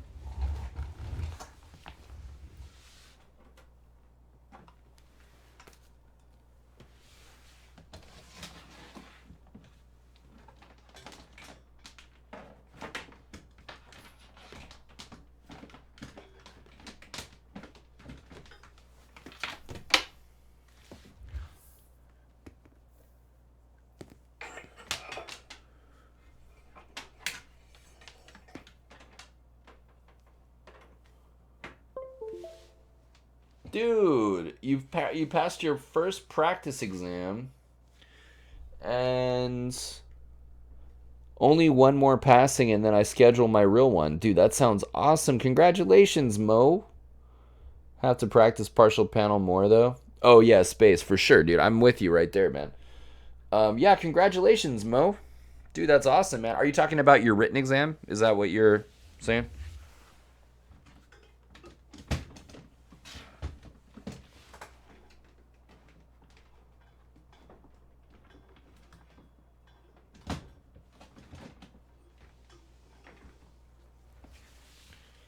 Dude, that's awesome, man. Yeah, congratulations. That's freaking killer.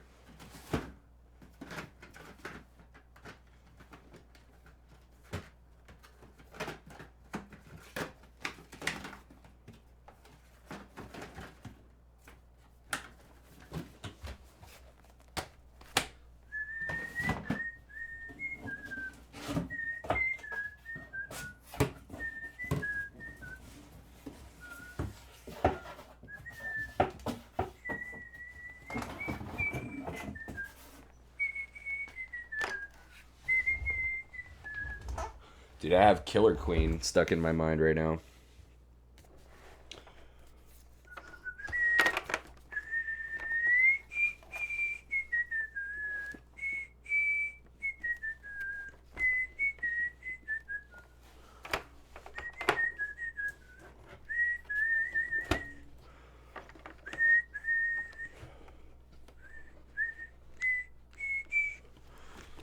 All right. Nice.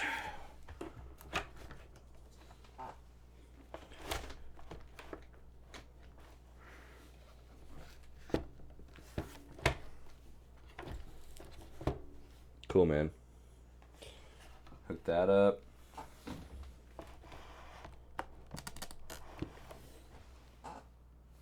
Sweet. That looks good. Okay, awesome.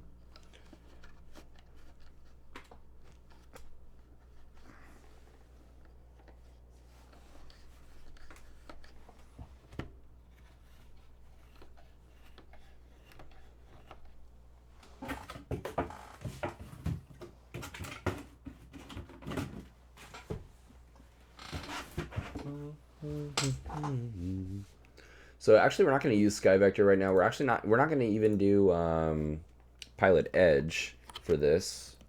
Pilot Edge is going to be closing in an hour or so, anyways. But we will be using X-Plane. I actually do want to look at that autopilot stuff. I want to see if they made autopilot follow that down. So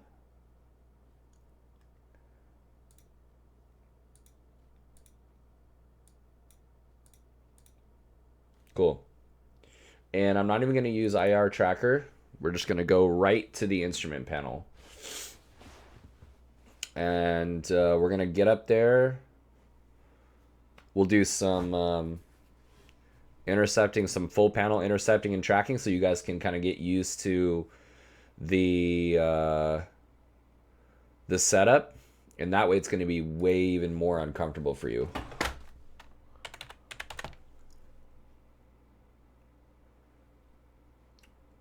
Nice. Yeah, we'll just take off from the runway. It's fine. Ooh, I should do Pilates flying sometime soon.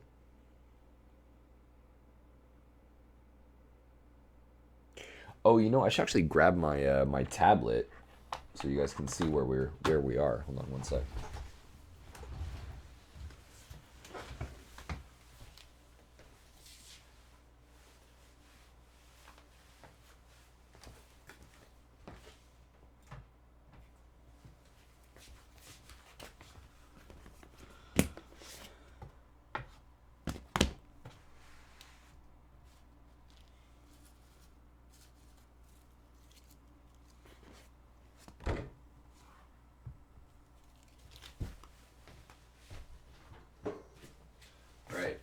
I shall return. I'm going to be right back. I need me some apple juice. 1 second.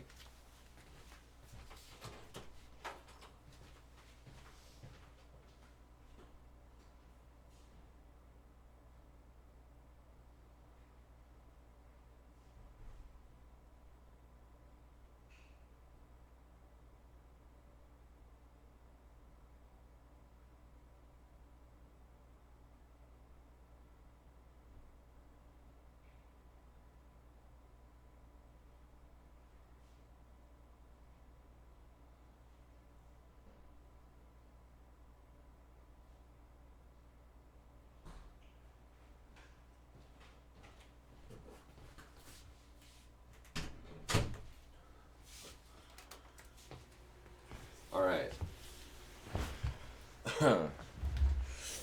Let's do it. Let's do it. All right. Cool.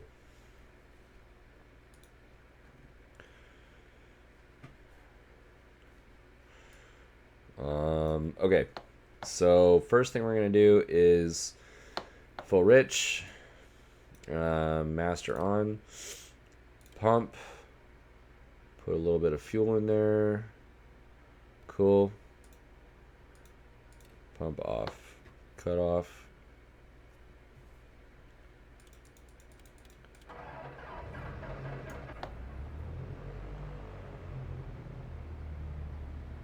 Alright, nice.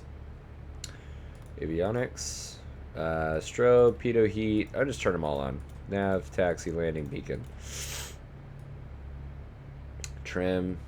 I think we actually need a little bit of nose up trim, looks like.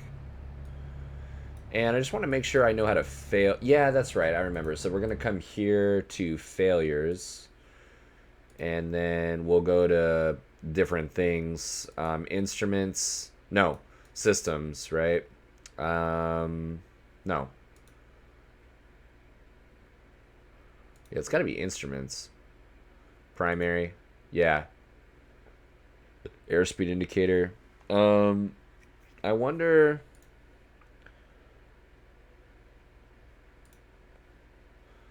So...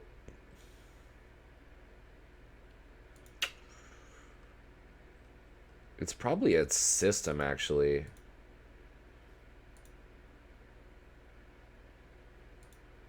Yeah.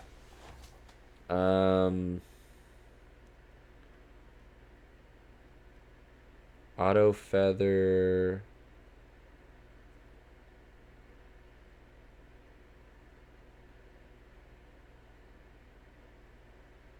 Yeah. Okay, cool. So that's good.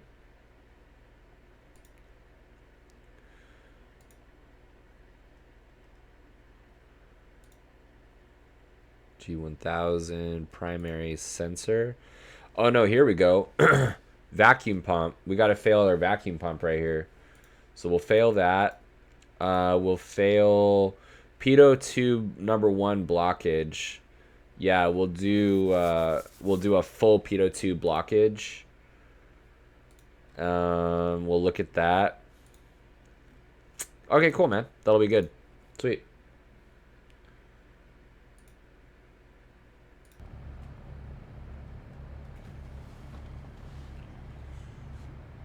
And then as far as this goes, I do want to leave the compass there. We're going to need that. And now I'm just going to connect.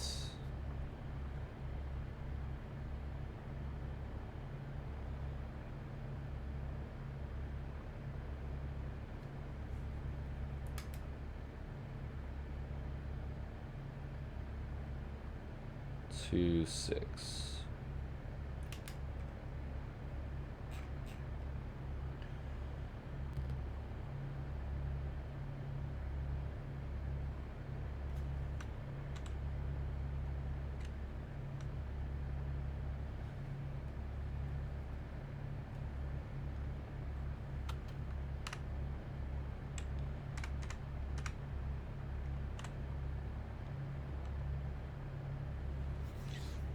Okay, I think that'll have to do for now. And then we'll do screen share on the tablets on the full flight. Full flight. Hello.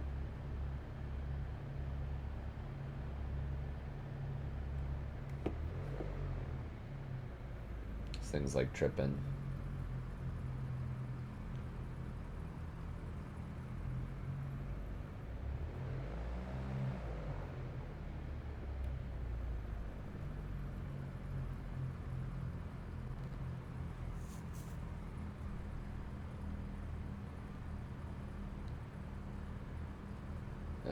Let's see.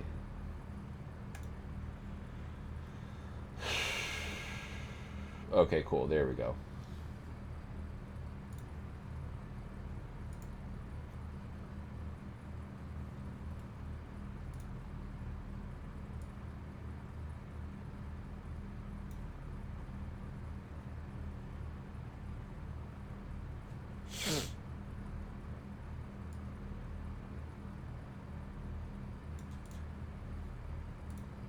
Cool. And then we'll put that right there. And then that way we actually can see the VOR instrument also. Oh, you know what? I need to move my face because I want you guys to be able to see the vacuum gauge. There we go.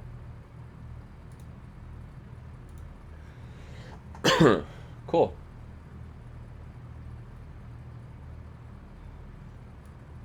Maybe that actually goes here. It actually kind of looks all over the place. I guess that's good. Okay. So the first thing we're going to do, we're going to take the brakes off, and we're going to fly runway heading to 800 feet, and then a left turn heading 200. Get rid of TFRs, get rid of traffic, and let's put the IFR chart up. Cool, man. All right, brakes are off. Let's go. We got toes down. We're looking at the vacuum system that is working. You can see the vacuum system right here. It's in the green. Electrical is good. Temperature and pressure look good. Let's go toes off, full power.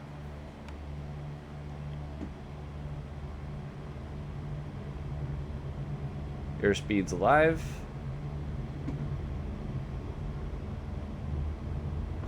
And rotate. Well, lift off, I guess, not rotate. There's 11 degrees of pitch. Remember the 4-step scan? So we've got, starting with the attitude indicator. We're looking at the attitude indicator, 11 degrees of pitch up at takeoff power. And we now go to the inverted V scan, not for the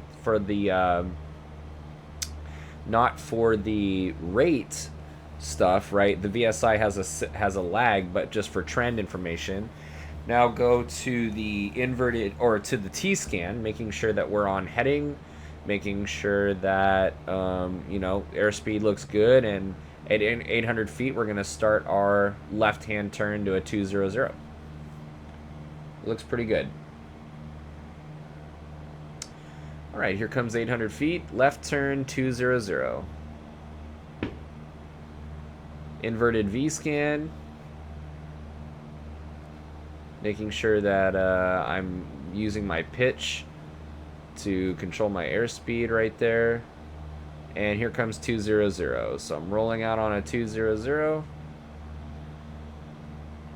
And I'm just maintaining that 75 all the way up. There's the safe altitude of 1,000 feet. I'm going to do my, so I'm going to pitch down now to about 9 or 10 degrees, probably 9 degrees. I'm going to pitch for 80 knots cruise climb. And I'm just going to do my climb check. So oil, temperature, and pressure look good. Vacuum looks good, and electrical looks good. We're producing power. Heading indicator is set to compass. And looks good.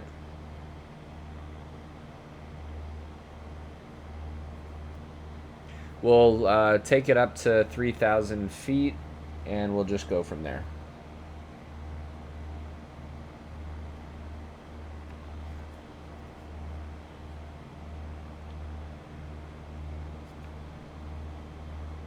You can see there that the heading indicator and the compass definitely agree. And I'm just keeping an eye on my systems, you know. You want to make sure that you can catch a oil temperature and oil pressure problem early. Altitude call out, we're 2,000 for 3,000.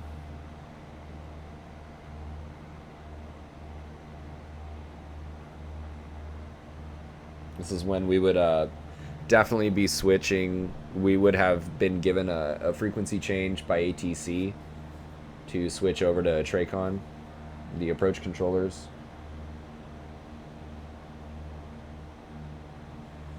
Now, remember how we bring in that last few hundred feet, right? We don't skyrocket toward our cruise altitude, right? When we're a few hundred feet away, we reduce power by, a couple hundred, maybe 100 RPM or so. We keep climbing. We maintain that speed, right? Like a good speed, but we do the rest of the climb at a very, very controlled 200 or 300 feet per minute climb. And if you want to pick up some speed, then that's fine too. I might even actually do that. I'm going to add some power and pick up some speed.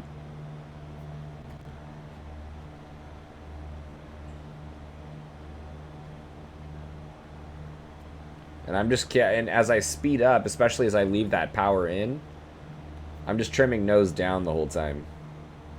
Because as I get faster, you know, faster and faster, the nose wants to pick up, or yeah, the nose wants to climb, right? The nose wants to increase pitch attitude, and I can't let that happen. And from a one-handed standpoint, I let the airspeed pick up, I let the VSI start doing its thing like that, and then I actually do reduce power to cruise. 2300 RPM.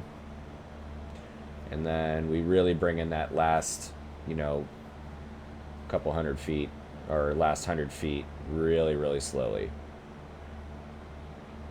And let's, as we round out here at 3,000 feet, let's turn to a right 270.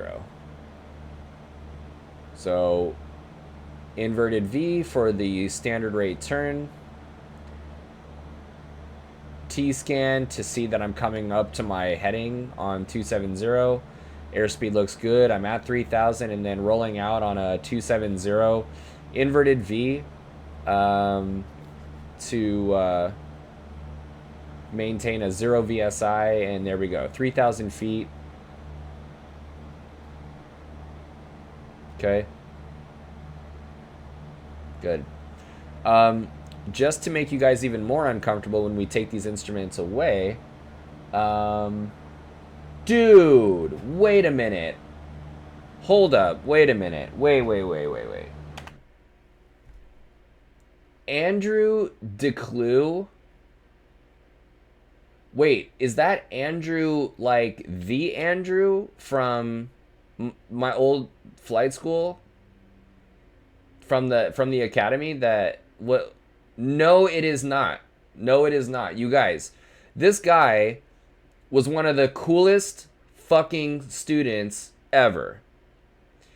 And I'll be goddamned if he hasn't found me on Twitch. And I fucking missed you too, buddy. How are you, man? Talk to me. How far have you made? Where are you right now? Like, what is going on? I believe, no, if I remember correctly, you had medical, weren't there medical things?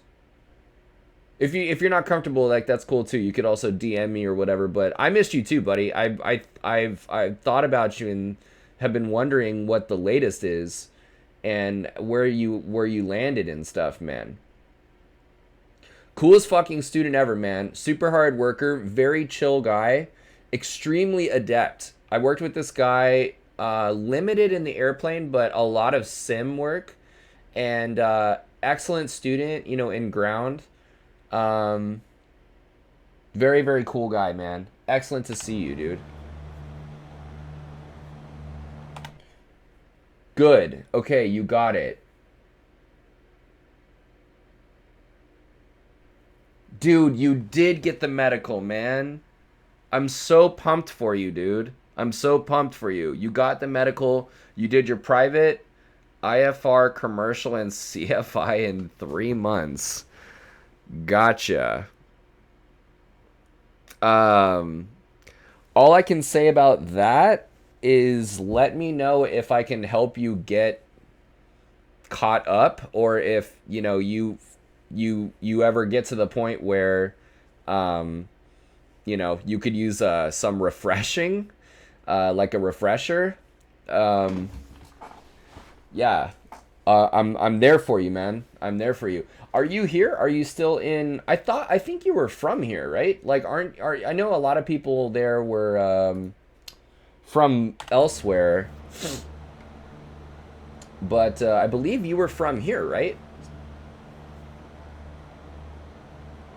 You say IFR was rough without you, though? Oh, man, you're awesome. I appreciate that. Now, I did have a question about that. Somebody hit me up through email, was asking me about details Oh, you're sticking around here for a bit. Oh, dude, that's awesome, man. Yeah, probably building your hours. Somebody hit me up about the program, and I was like, I don't work there, you know. And he was saying, oh, like I guess they still use. Do they still use my ground for the free online stuff? He was saying, dude, I gotta turn that heater off, man. Hold on. Oh shit! Hold up. What the hell?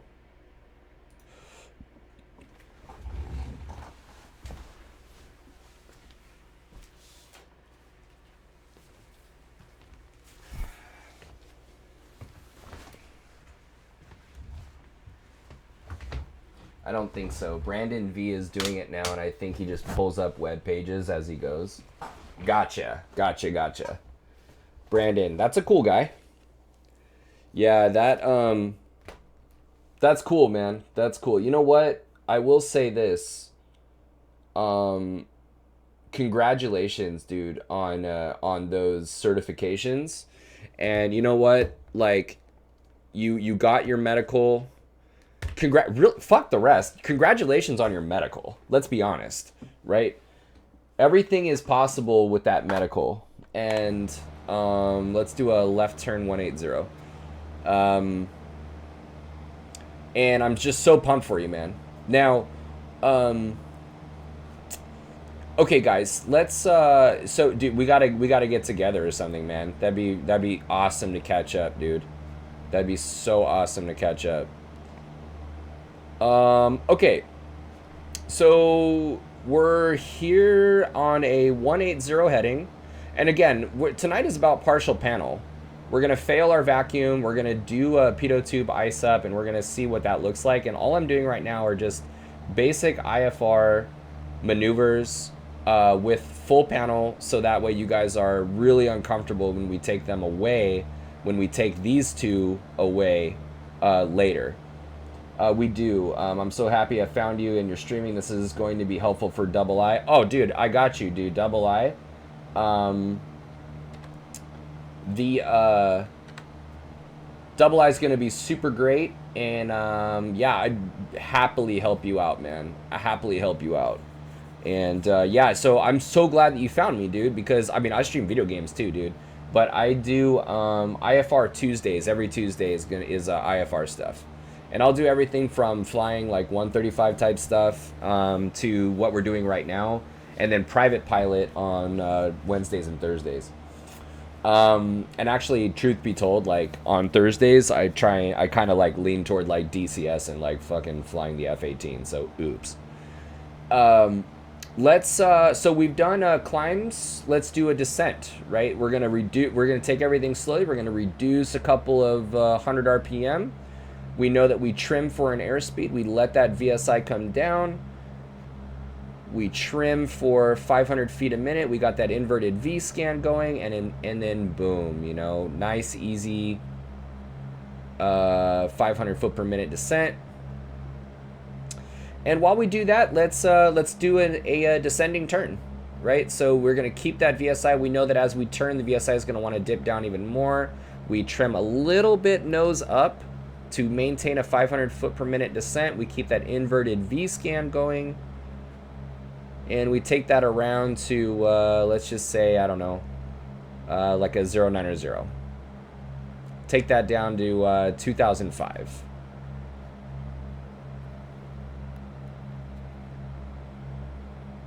Awesome.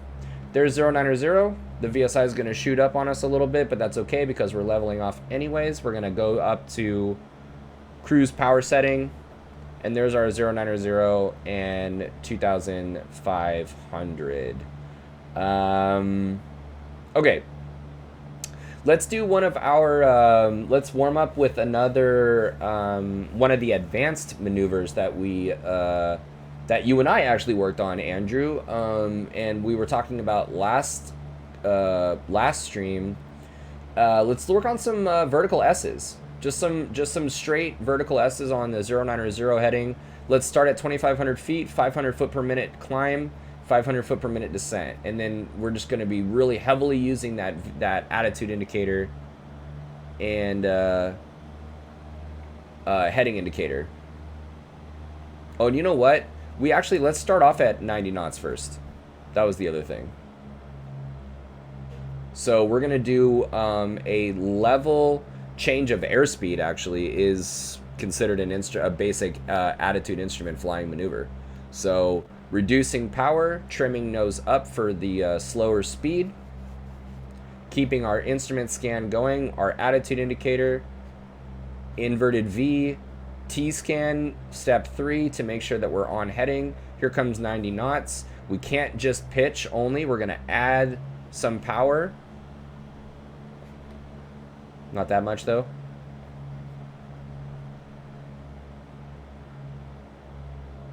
Right, I think maybe 21. Dude, Andrew, I'm so pumped, man. I'm so pumped for you and like your future, and that you got it, and that you're here. Especially while you're here, we gotta get together. And I know, like, what we should do is go fly IMC sometime together. I fly in out of a couple different schools with really nice 172s with access to them. All right, so there's 90 knots. Looks like 2,100 feet or 2,100 RPM is where it's at. And that's cool though, man. So Brandon V is was doing the instrument ground. When I left, Stuart was doing it, but I guess he'd probably go off or something. Okay, so 500 foot per minute climb and descent. Let's do it. So I think it was 2350 is what it was last time. I forget. For 90 knots. 500 feet a minute.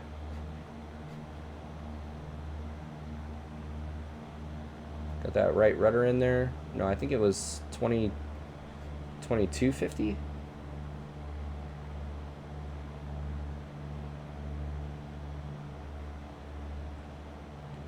So right now I'm at 2300 RPM and 6 degrees of pitch. So we're really using that attitude indicator. Yeah, Stu stopped IFR but continued PPL. He's here for another month or two and then leaving. I got you. Yeah, oh, you know what? 2350 is what it liked. There we go. There's 2350 right there. And then we're going to lead this VSI with 10%, and I think it was 18.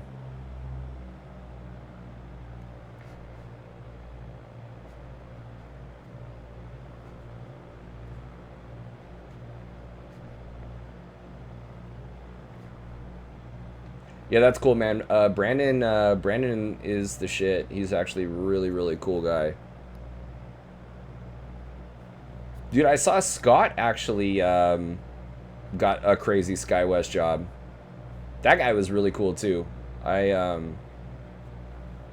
worked with him really closely on his IFR stuff.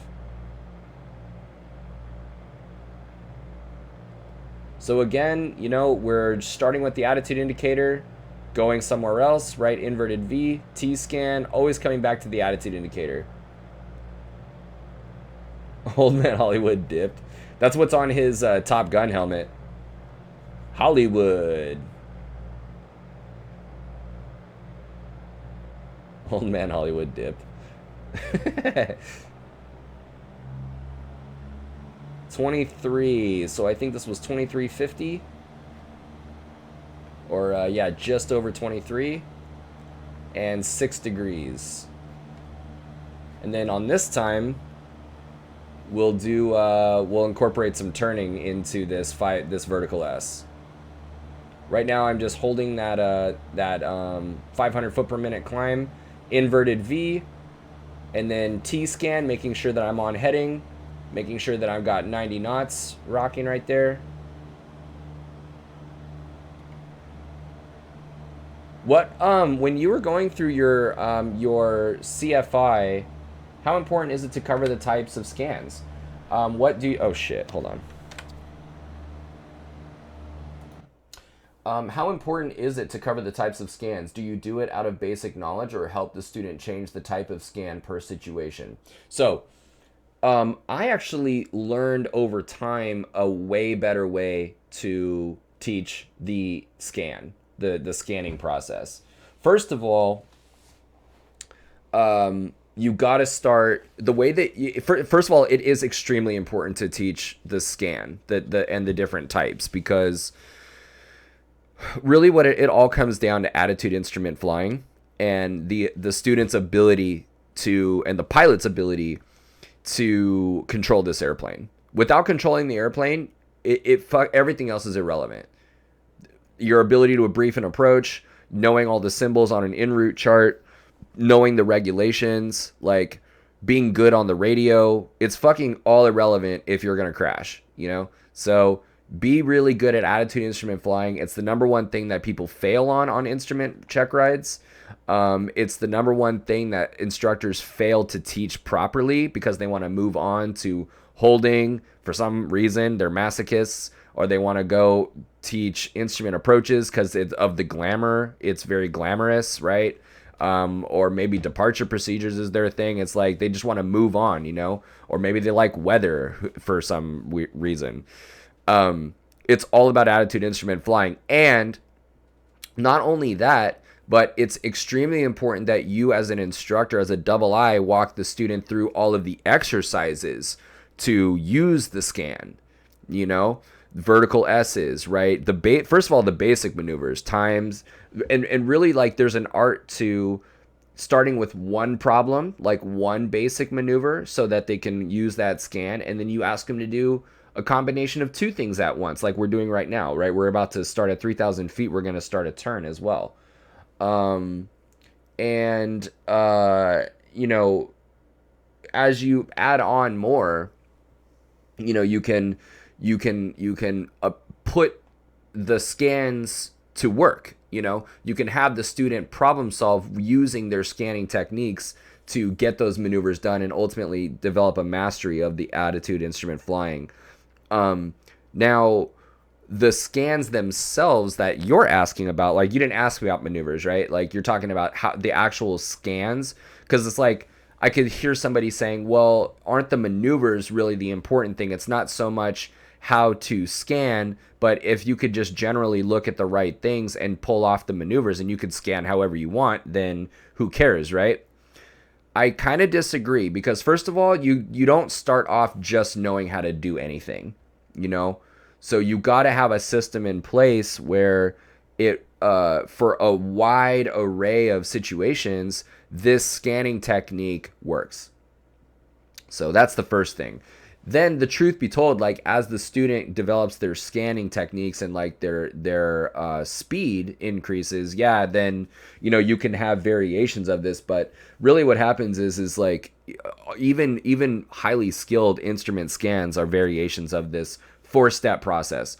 And the 4-step process of scanning is starting with the attitude indicator, and, you know, establishing a pitch or a bank attitude that you want, because this is your sight picture right here, right? And then step 2 is you incorporate your inverted V right here. That inverted V is what's up, because now you're starting to incorporate a checks and balance system, 3 independent systems, and pitch and bank information, as well as relatively instantaneous and error-free information. In a sense, first of all, the attitude indicator is the most error-free instrument.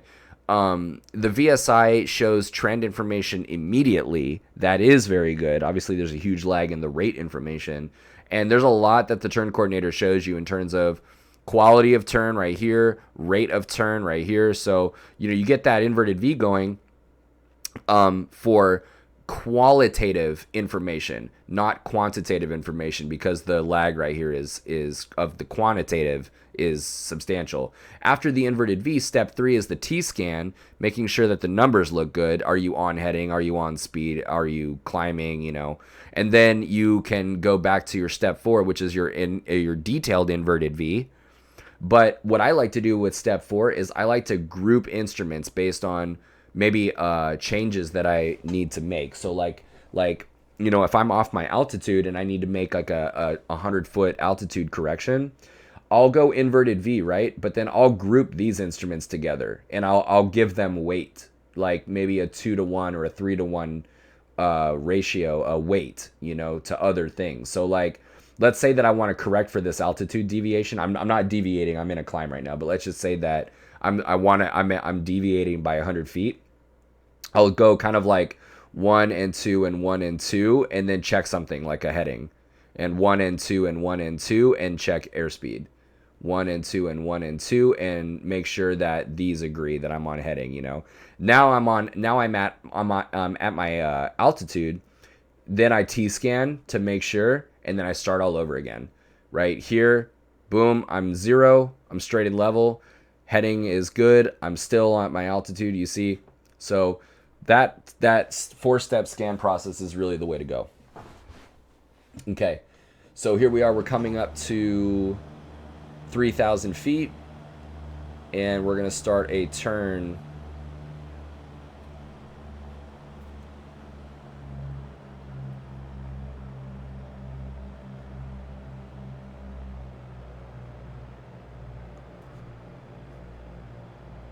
.500 feet per minute descent.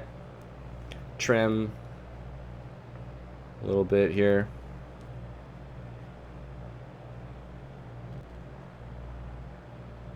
Ooh, wait, hold up. Timeout. We have some land out here. That's cheating.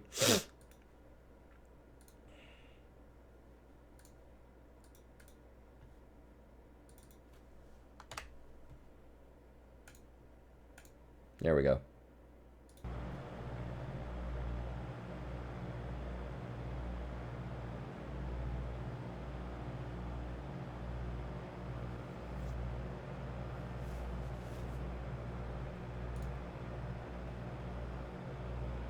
Cool, man.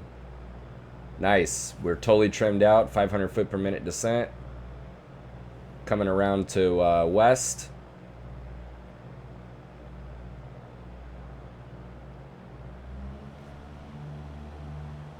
Keep that turn coming. Let's put it in a climb.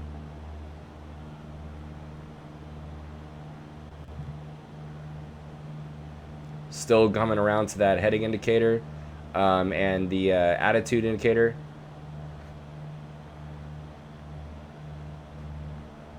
Inverted V.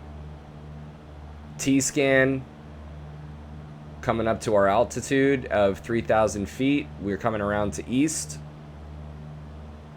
We'll switch it up and we'll go bank to the right after.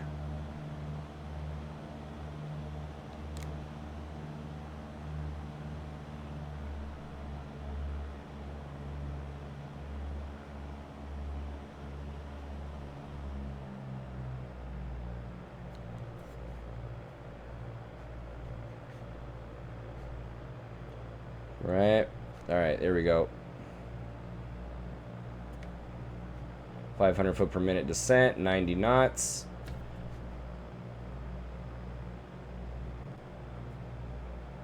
There we go. The power of knowing the numbers, you know what I mean? You fly the numbers, you know the power settings, and boom, you know the instruments are looking really good. Now we're actually like super early on our heading here. So I'm just gonna roll out on west. Oh, you know what? We were like way off on our power setting. All right. So there's west. I'm gonna roll out here on 2,500 feet, or I'm gonna level off here at 2,500 feet.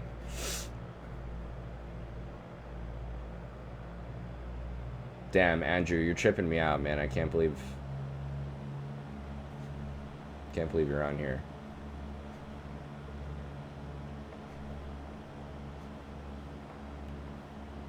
Dude, I can't believe you got your fucking medical, man. That is the shit right there.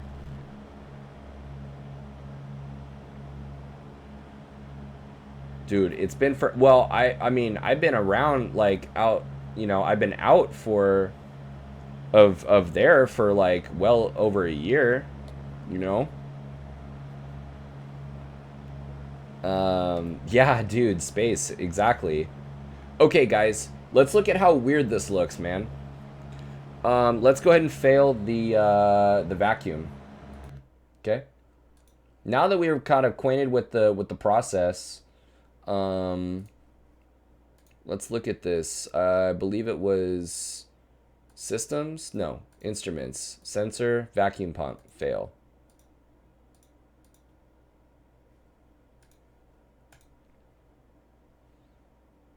All right. Look at what's going to happen here. If I don't, let's go straight and level. Let's just stay straight and level. Let's do the right thing. The right thing is to notice that the vacuum light just came on. And the first thing that we do is say, oh shit, word? Let's go to our vacuum pump, our vacuum gauge right there. Yep, sure enough. So here's what we're gonna do.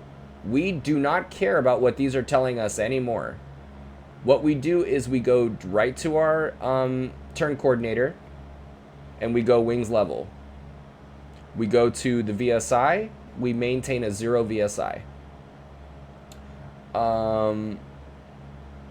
We go to the compass and we confirm that we are 270, and we are, okay? And we let the attitude indicator and the heading indicator do whatever they want to do. But really what we should be doing is covering them up. Now I want to correct for the altitude deviation. Actually, let's go up to 3,000 feet. Again, like we said, we make changes very slowly. We are not trying to get spatially disoriented. And again, I am not looking at this heading indicator. I'm looking at the compass. And we need to go to the right, actually. So I'm going to make that climb go really slow. Notice that I'm half standard. There's 270 right there. Oh, shit. There we go. Half standard on the turn coordinator. Irrelevant what the attitude indicator and the heading indicator are telling me.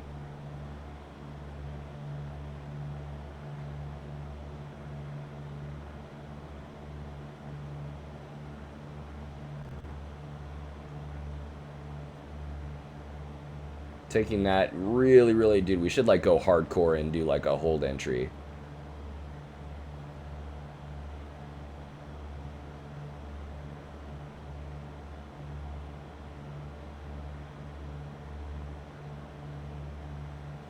Okay, right, we got a couple hundred feet a minute.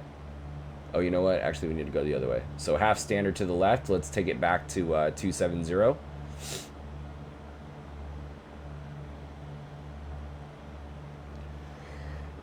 I was told in training, too, that if you can, it's good to cover up and know an in-op. Oh, yeah, absolutely. All right, and then wings level. There's your 270 right there.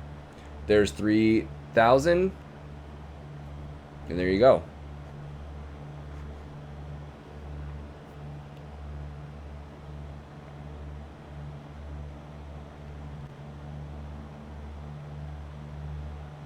So that looks weird, man.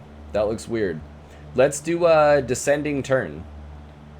Right? And so it's helpful to know that if we are going to be doing a 180-degree turn, we're going to do this turn for 1 minute, you know? If we're going to turn around, turn left heading 090, like, it's good to know that we're going to be doing this for 1 minute. But, you know, the other thing is, like, you can also just know your compass errors and not, you know, trip too hard about it. So let's go descend to 2,500. Left 090. Go really slowly. Really slowly. Now I am going to go full standard, but I'm just going to take power changes really slowly. Everything's cool, man. I'm not really trying to hit necessarily 500 feet per minute, although it looks like it's working out. We're actually going fast, so let's actually take it down to 2,000 and trim. And I'm just watching my compass right now. Here comes east. I'm going to go half standard just to bring in that east nice and slowly. The turning errors are rolling out, you know, on an east or a west magnetic heading. They are nil. The turning errors are non-existent on east or west headings. But still, I want to behave very, very carefully. You know, this is an emergency situation. And you know what? That compass heading right there is good enough, right? Let's turn right, heading 180. Standard rate turn. Here comes 2005. I'm going to add a little bit of power to make that VSI settle down. And now we level off 2,500. And we're going to overshoot south, right? Remember that from our instruments lecture. So I'm going to keep going. I'm going to overshoot south right there. And then have it come back. You'll notice that it's going to settle on south pretty good. There we go. Overshoot south, undershoot north. All right, let's turn left heading 360. There's 90 knots.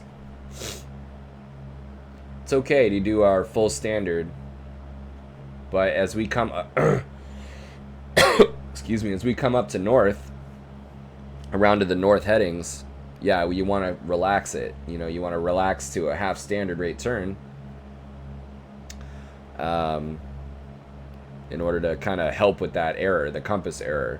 You'll see here, like as we come around to north headings up here on the compass, those it starts to kind of like go slow motion. The compass, the numbers start swinging around like slow motion kind of. But notice how weird it looks, man. I mean, we're in a turn. Look at this. We're in a turn. This is not even moving. This totally just shit on us. This one has checked out officially. They both have, because our vacuum is 0, and it's weird to see this in a turn, the compass moving, and this doing nothing. You know.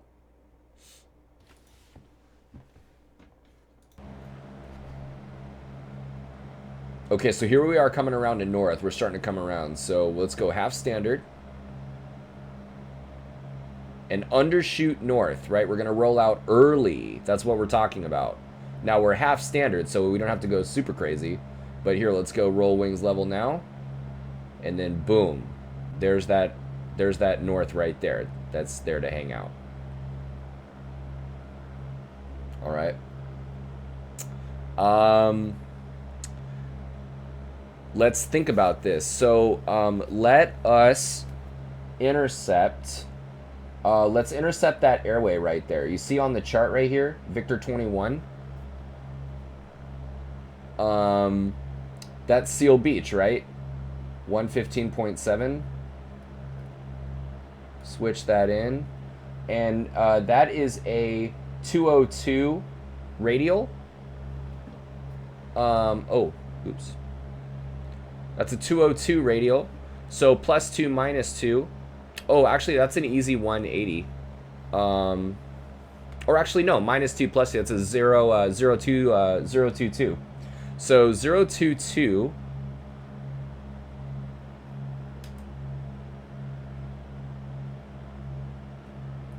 Right there. Okay. Now, we need to fly a 060 heading to intercept that. All right, but we're going north.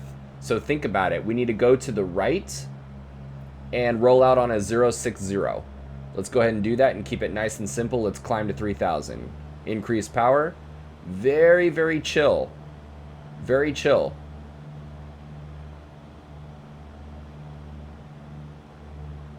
Let's see here. Hold on. When I was instrument training, I think it was the DA42, the magnetic compass would not even rotate during the turn. The bank angle created friction braking on the compass, so it really was a timed turn. I had to do each time in training. Damn, that's crazy, man. That's crazy. Time, nothing wrong with it, though. Like, time turns are awesome.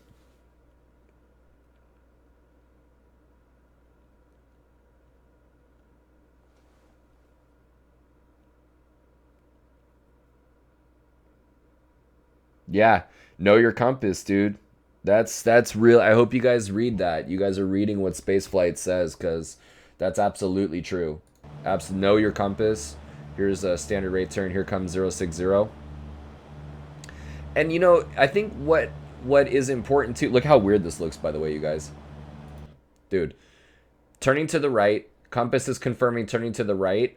We're in a slight climb, but what are our vacuum gyro instruments telling us? We're in a descending left turn, and the heading indicator is like, what's going on? That's weird. That's super weird.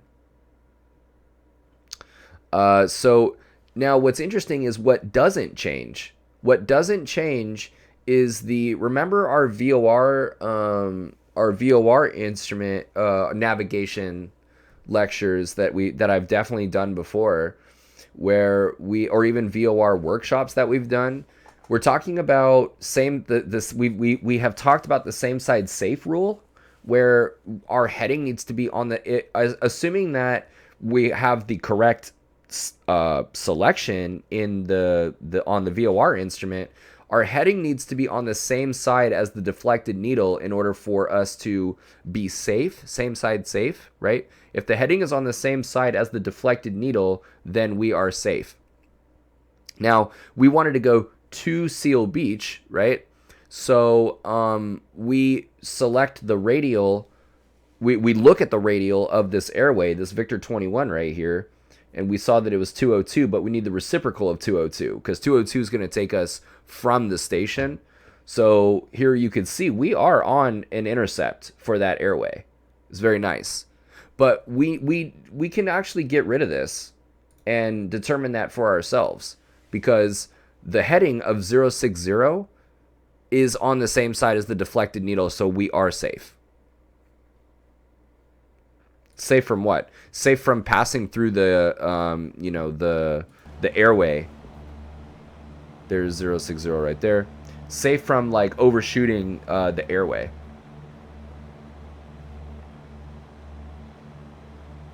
I'm gonna go half standard to get that 060 on the compass. There is 060 right there. Take it really, really slow. Really slow. Now, let's put some pieces together, by the way, in terms of the scan, because we talked about the scan in the beginning. What am I using to scan? Am I just bouncing my eyes all over the place?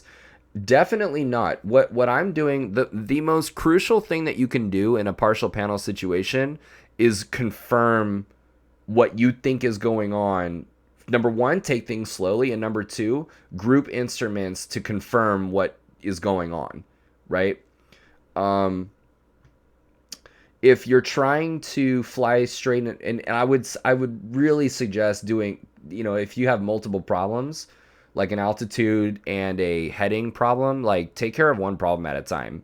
If you are on a partial panel situation, dude, take care of one problem at a time. I don't give a fuck how good you are,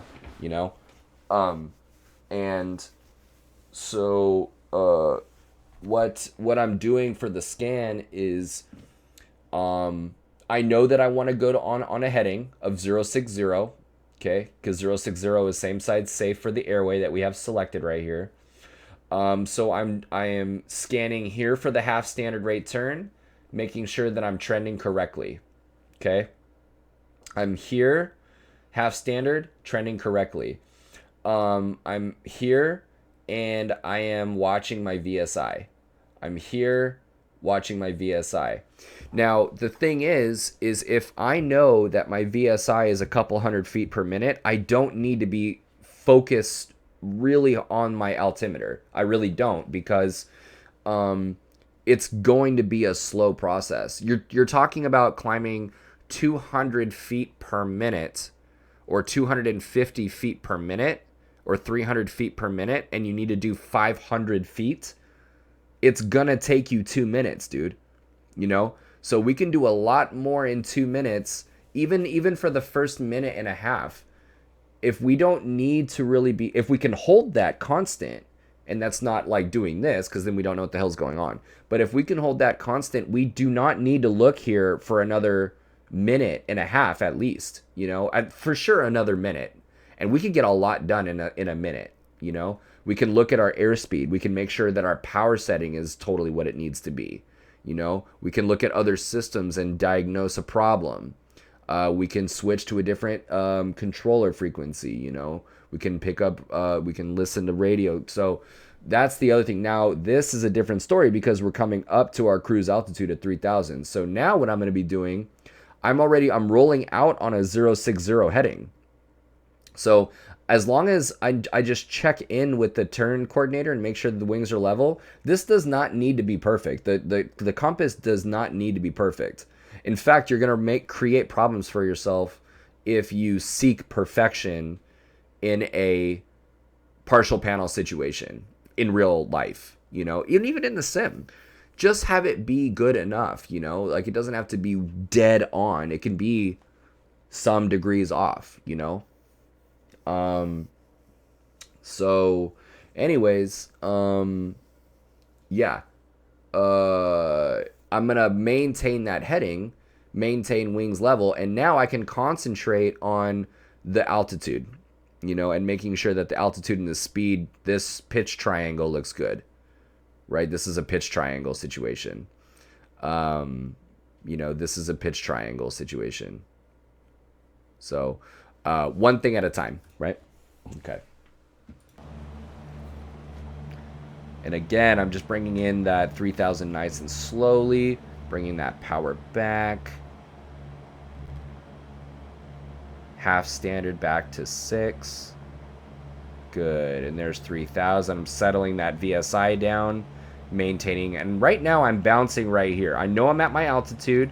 And honestly, I'm just going boom, boom, boom, boom, boom, boom, boom, like that. Because I know my power setting's good. I don't need to worry about my airspeed indicator. I do check in with it. But really, I'm going bump, bump, bump, bump, bump, bump, bump. Super simple. And then I check in with the turn coordinator, compass, turn coordinator, this. Turn coordinator, compass, turn coordinator, this. And if I know my wings are level, I don't need to be coming back to the magnetic compass all the time. I'm just doing this. Bam, bam, bam, bam, bam. Check in. Good. Bam, bam, bam, bam, bam. Check in. Good. Bam, bam, bam, bam. Oops, you know, we need to do something about our altitude. Fine. Then I'm going to go and do this.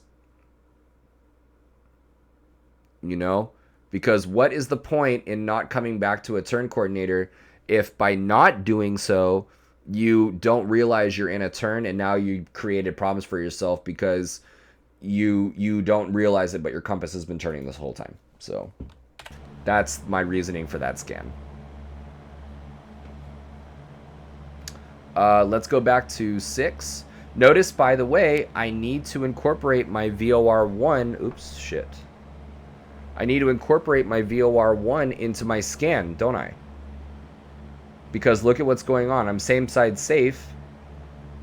Oh, shit.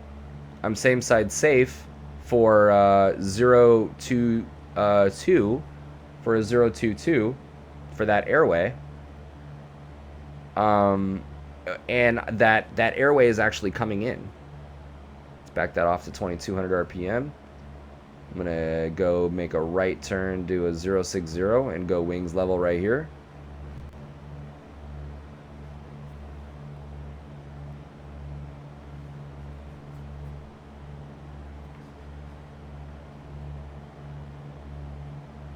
I'm incorporating VOR1 into my scan.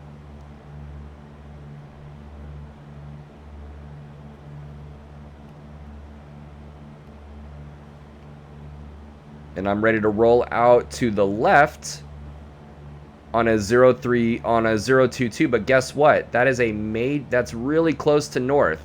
So we got to undershoot north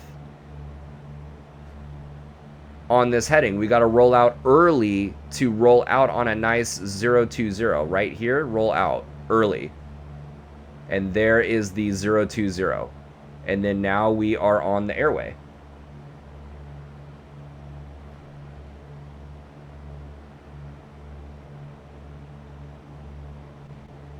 Right? Is it perfect? No. But it'll get the job done for sure.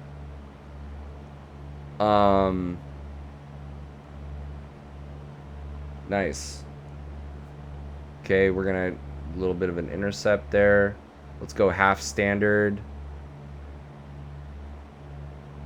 Good. Okay, cool. And undershoot, there's 020. Good. We'll just hold that right there, wings level. Good. And then sure enough, yeah, we're looking good. Right? There's our plane, there's the airway. Let's look at an approach, dude. Partial panel. Let's brief this approach. Let's go Torrance. And let's look at the ILS using Jeppesen here. Let's brief this approach together, okay? And what I'm going to do is go GPS direct to one of these fixes and then hop on the ILS. And we'll be looking at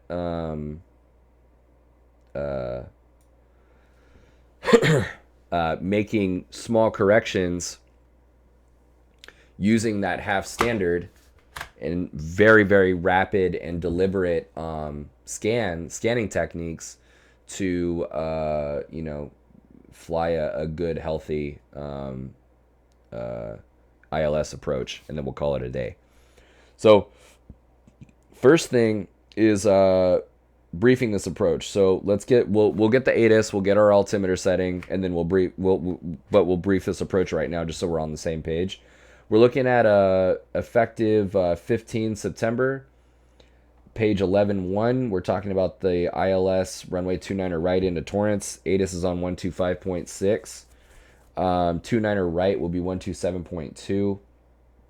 Tower frequencies 133075. Rest of the frequencies are there. We're going to be on with 111.9 is the nav aid. We'll test it and ID it. Final approach course 294. Glide slope intercept at 2000. Down on the ILS to a DA of 381. That's 284 above the ground. Touchdown zone elevation of 97 feet. The MSA is right there. Missed approach is a climb to 3000 on runway heading, crossing the LAX 150 radial, and then a climbing left turn on a 250 heading to catch the 192 radial to Inish and hold. Dude, you know what would be crazy?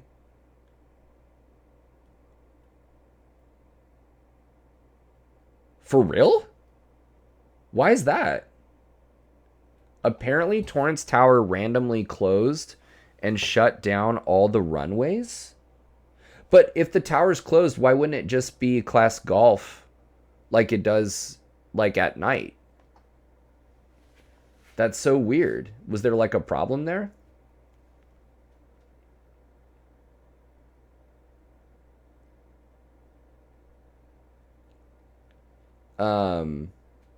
Dude, Andrew, I'm no clue. They put out 2 NOTAMs closing the runways and tower closed closed early. Let's check these NOTAMs right here.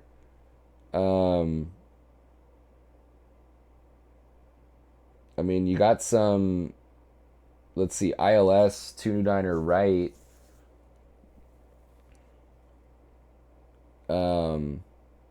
Well, these are.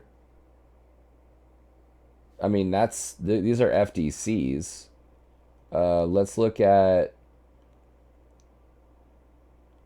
Yeah, ILS runway 29er right out of service in the future. Takeoff minimums. There's an FDC NOTAM. The Hawk 3 departure, FDC NOTAM. Okay, here we go. Runway 29er left, VASI out of service. Dude, really weird. I don't see anything. Taxiway Alpha between Taxiway Bravo and Golf, light out of service. Okay. I mean, I believe you. Let's see here. Actually, let's go to maybe. It's showing up on yours? Free balloon, airspace. Yeah, it should be on airport.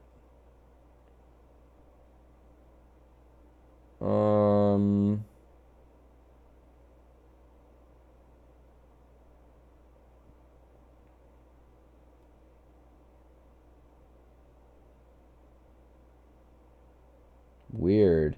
Maybe if I go to Torrance here.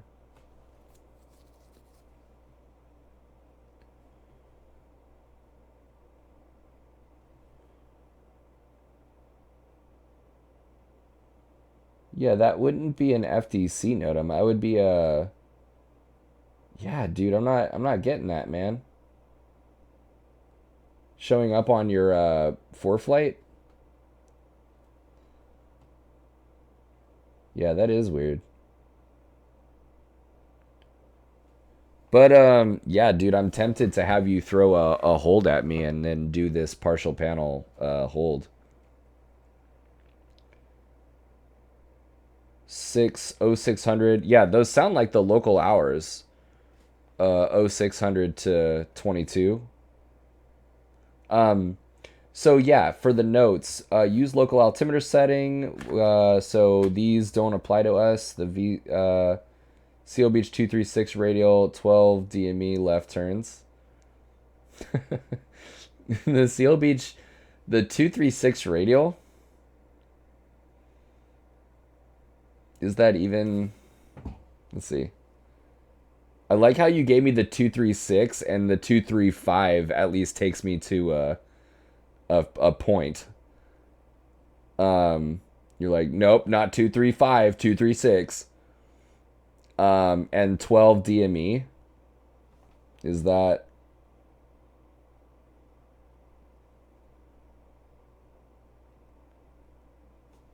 Oh, I see, I see, I see. So the 236 radial and 12 DME. Gotcha. Well, at least did she at least allow you? She obviously allowed you to get on the radial first, right? Or basically over Point Furman, or for over Point Furman, right, right, right. So yeah, she had me intercept and then gave me the hold. Oh yeah. Well, that the trick there is actually it's not super terrible because pretty much you just need to be able to intercept that's an intercept issue, right? Because if you are holding like cuz I also need to know like, southwest or is it, northeast? Because on a 236 radial 12 DME, if you're holding on the radial, that's either going to be a south that's either going to be a southwest or a southeast right turns. Um and so yeah, I need to know that if I'm going to be holding on the radial. But that's cool. At least she allowed you uh to intercept first because if she allowed you to intercept first, it's either going to be, if you're beyond the 12 DME, it's either well either way. I mean, either way, it's gonna either be depending on what side of the fix the hold is. It's either gonna be a direct entry or it's gonna be your choice 50-50 between parallel or teardrop because either way you're on an airway or you're on a whatever, you're on a course directly like you're on your course to inbound to the fix to the holding fix is on the line, so that's really nice. um but yeah, um so yeah, while you look at that, we'll go direct to the fix here to the point. So we're on that 202 going completely the other direction. Oh, you know what we'll do? We'll do a procedure turn. We'll do a procedure turn on the, even though it says, even though we're not allowed to do a procedure turn, we'll turn around and we will intercept the ILS. So let's go ahead and set that up. No notable terrain, by the way, or I guess terrain to the south of the airport, but really no notable terrain on the final approach course. Glide slope intercept at 2000. down to, oh, I guess we can clear that.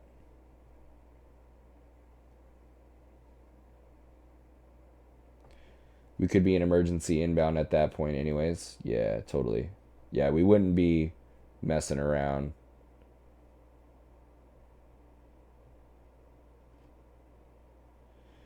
Yeah, Angie, that's pretty crazy though, man. That's pretty crazy. I think it's pretty fair though. I think it's pretty fair. I think as long as you can visualize it good, then you're good to go.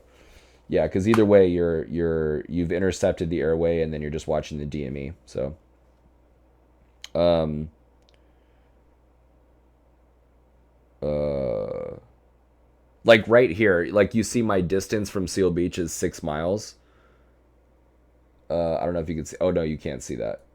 See that right there, Seal Beach, right here, Seal Beach, 6 miles. If I was where you told me to be, like let's say that I was on that 236 radial and I was 6 miles out, and you told me to hold um, north. If you told me to hold northeast of the 12 DME on the 236 radial, and I'm 6 miles away from the VOR, and it's a left or right hand turns, it actually doesn't matter.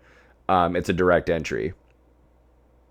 Because the inbound leg is right ahead of you, and basically you're gonna be on the radial, and you're gonna cross the 12 DME, and you're gonna start your right hand turn or left hand turn. It's a direct entry. You're actually crossing the fix on the inbound leg, so you're just gonna go into the turn. If you are on the 236 radial and you are in this location at 6 miles away from the VOR, and you were instructed to hold southwest of the 12 DME, it is it's 50-50 your choice. You could either choose a teardrop or or a parallel entry. So, but yeah. Okay, so let's go ahead and put that in. 11, let's see here. It's 111.9.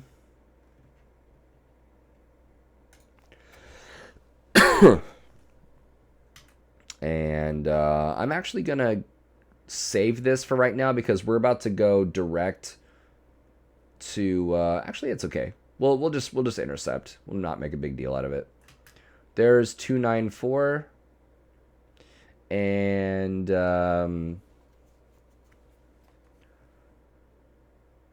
I'll just watch the DME. Actually, let's go.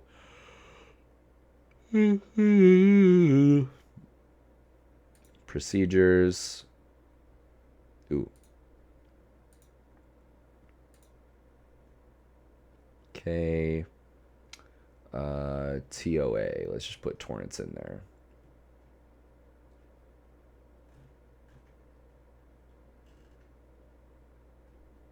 Cool. And then procedures, let's select the approach. And that way we don't have to look at that VOR number 2 because I have the chart in the way. Let's just go from Seal Beach. Sweet. Flight plan. And looks good. And then we're going to go, let's just say Driffy. There we go. Cool, man.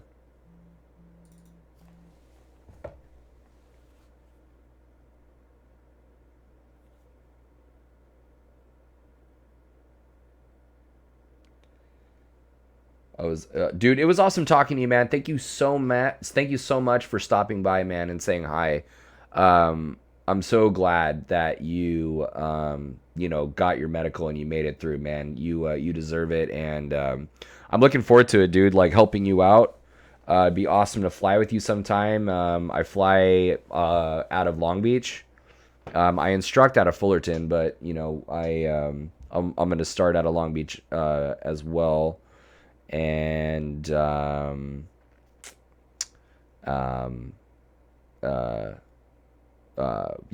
out of Long Beach. So that'd be sick to kind of get some IMC with you. come back sometime this week and we can chat more. Oh yeah, so I try and stream whenever I can. Like video games wise, I've been doing Witcher 3 and Elder Scrolls Oblivion. Uh, but in terms of aviation stuff, so Tuesday evenings, IFR Tuesdays, and then Wednesday at 8 p.m. usually 7 or 8 p.m. All 3 days, Wednesdays and Thursdays, Tuesdays, Wednesdays, and Thursdays. So some usually in the evenings. So have a great sleep, man. We'll talk soon, dude. You're awesome.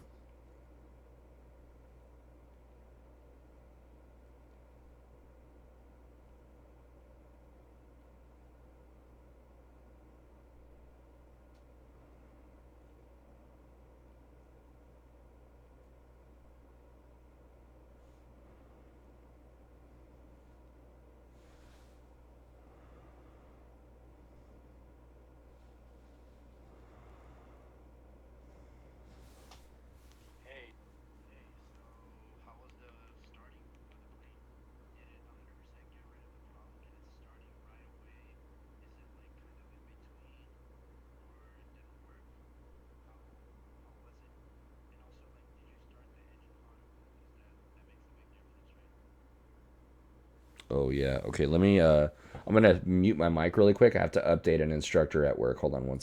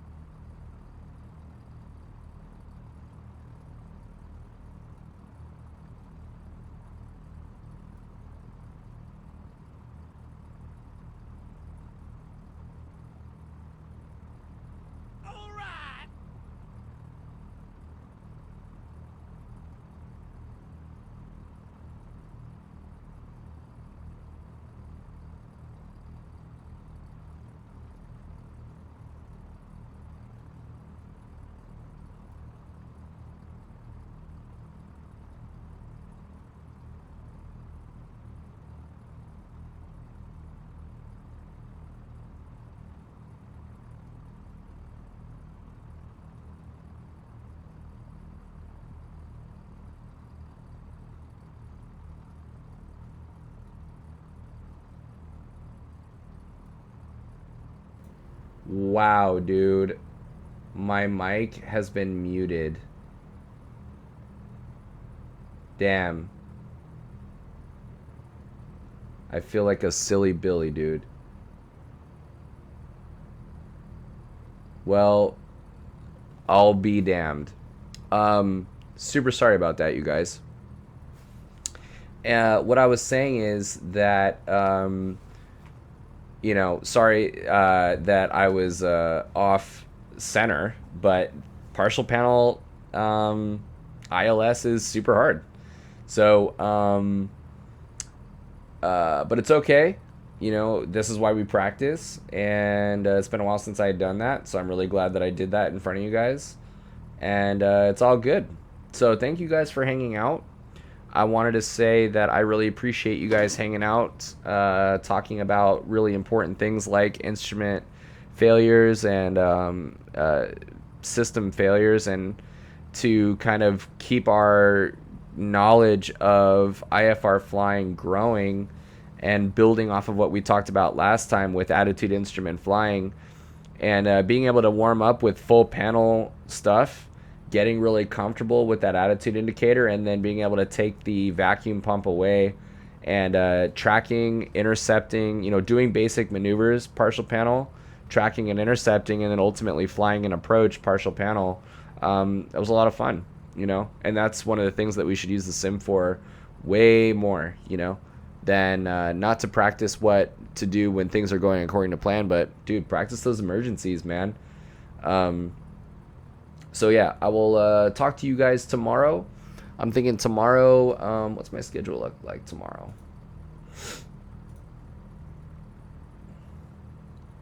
Yeah, dude, just one student in the morning. So maybe even stream in the afternoon or something.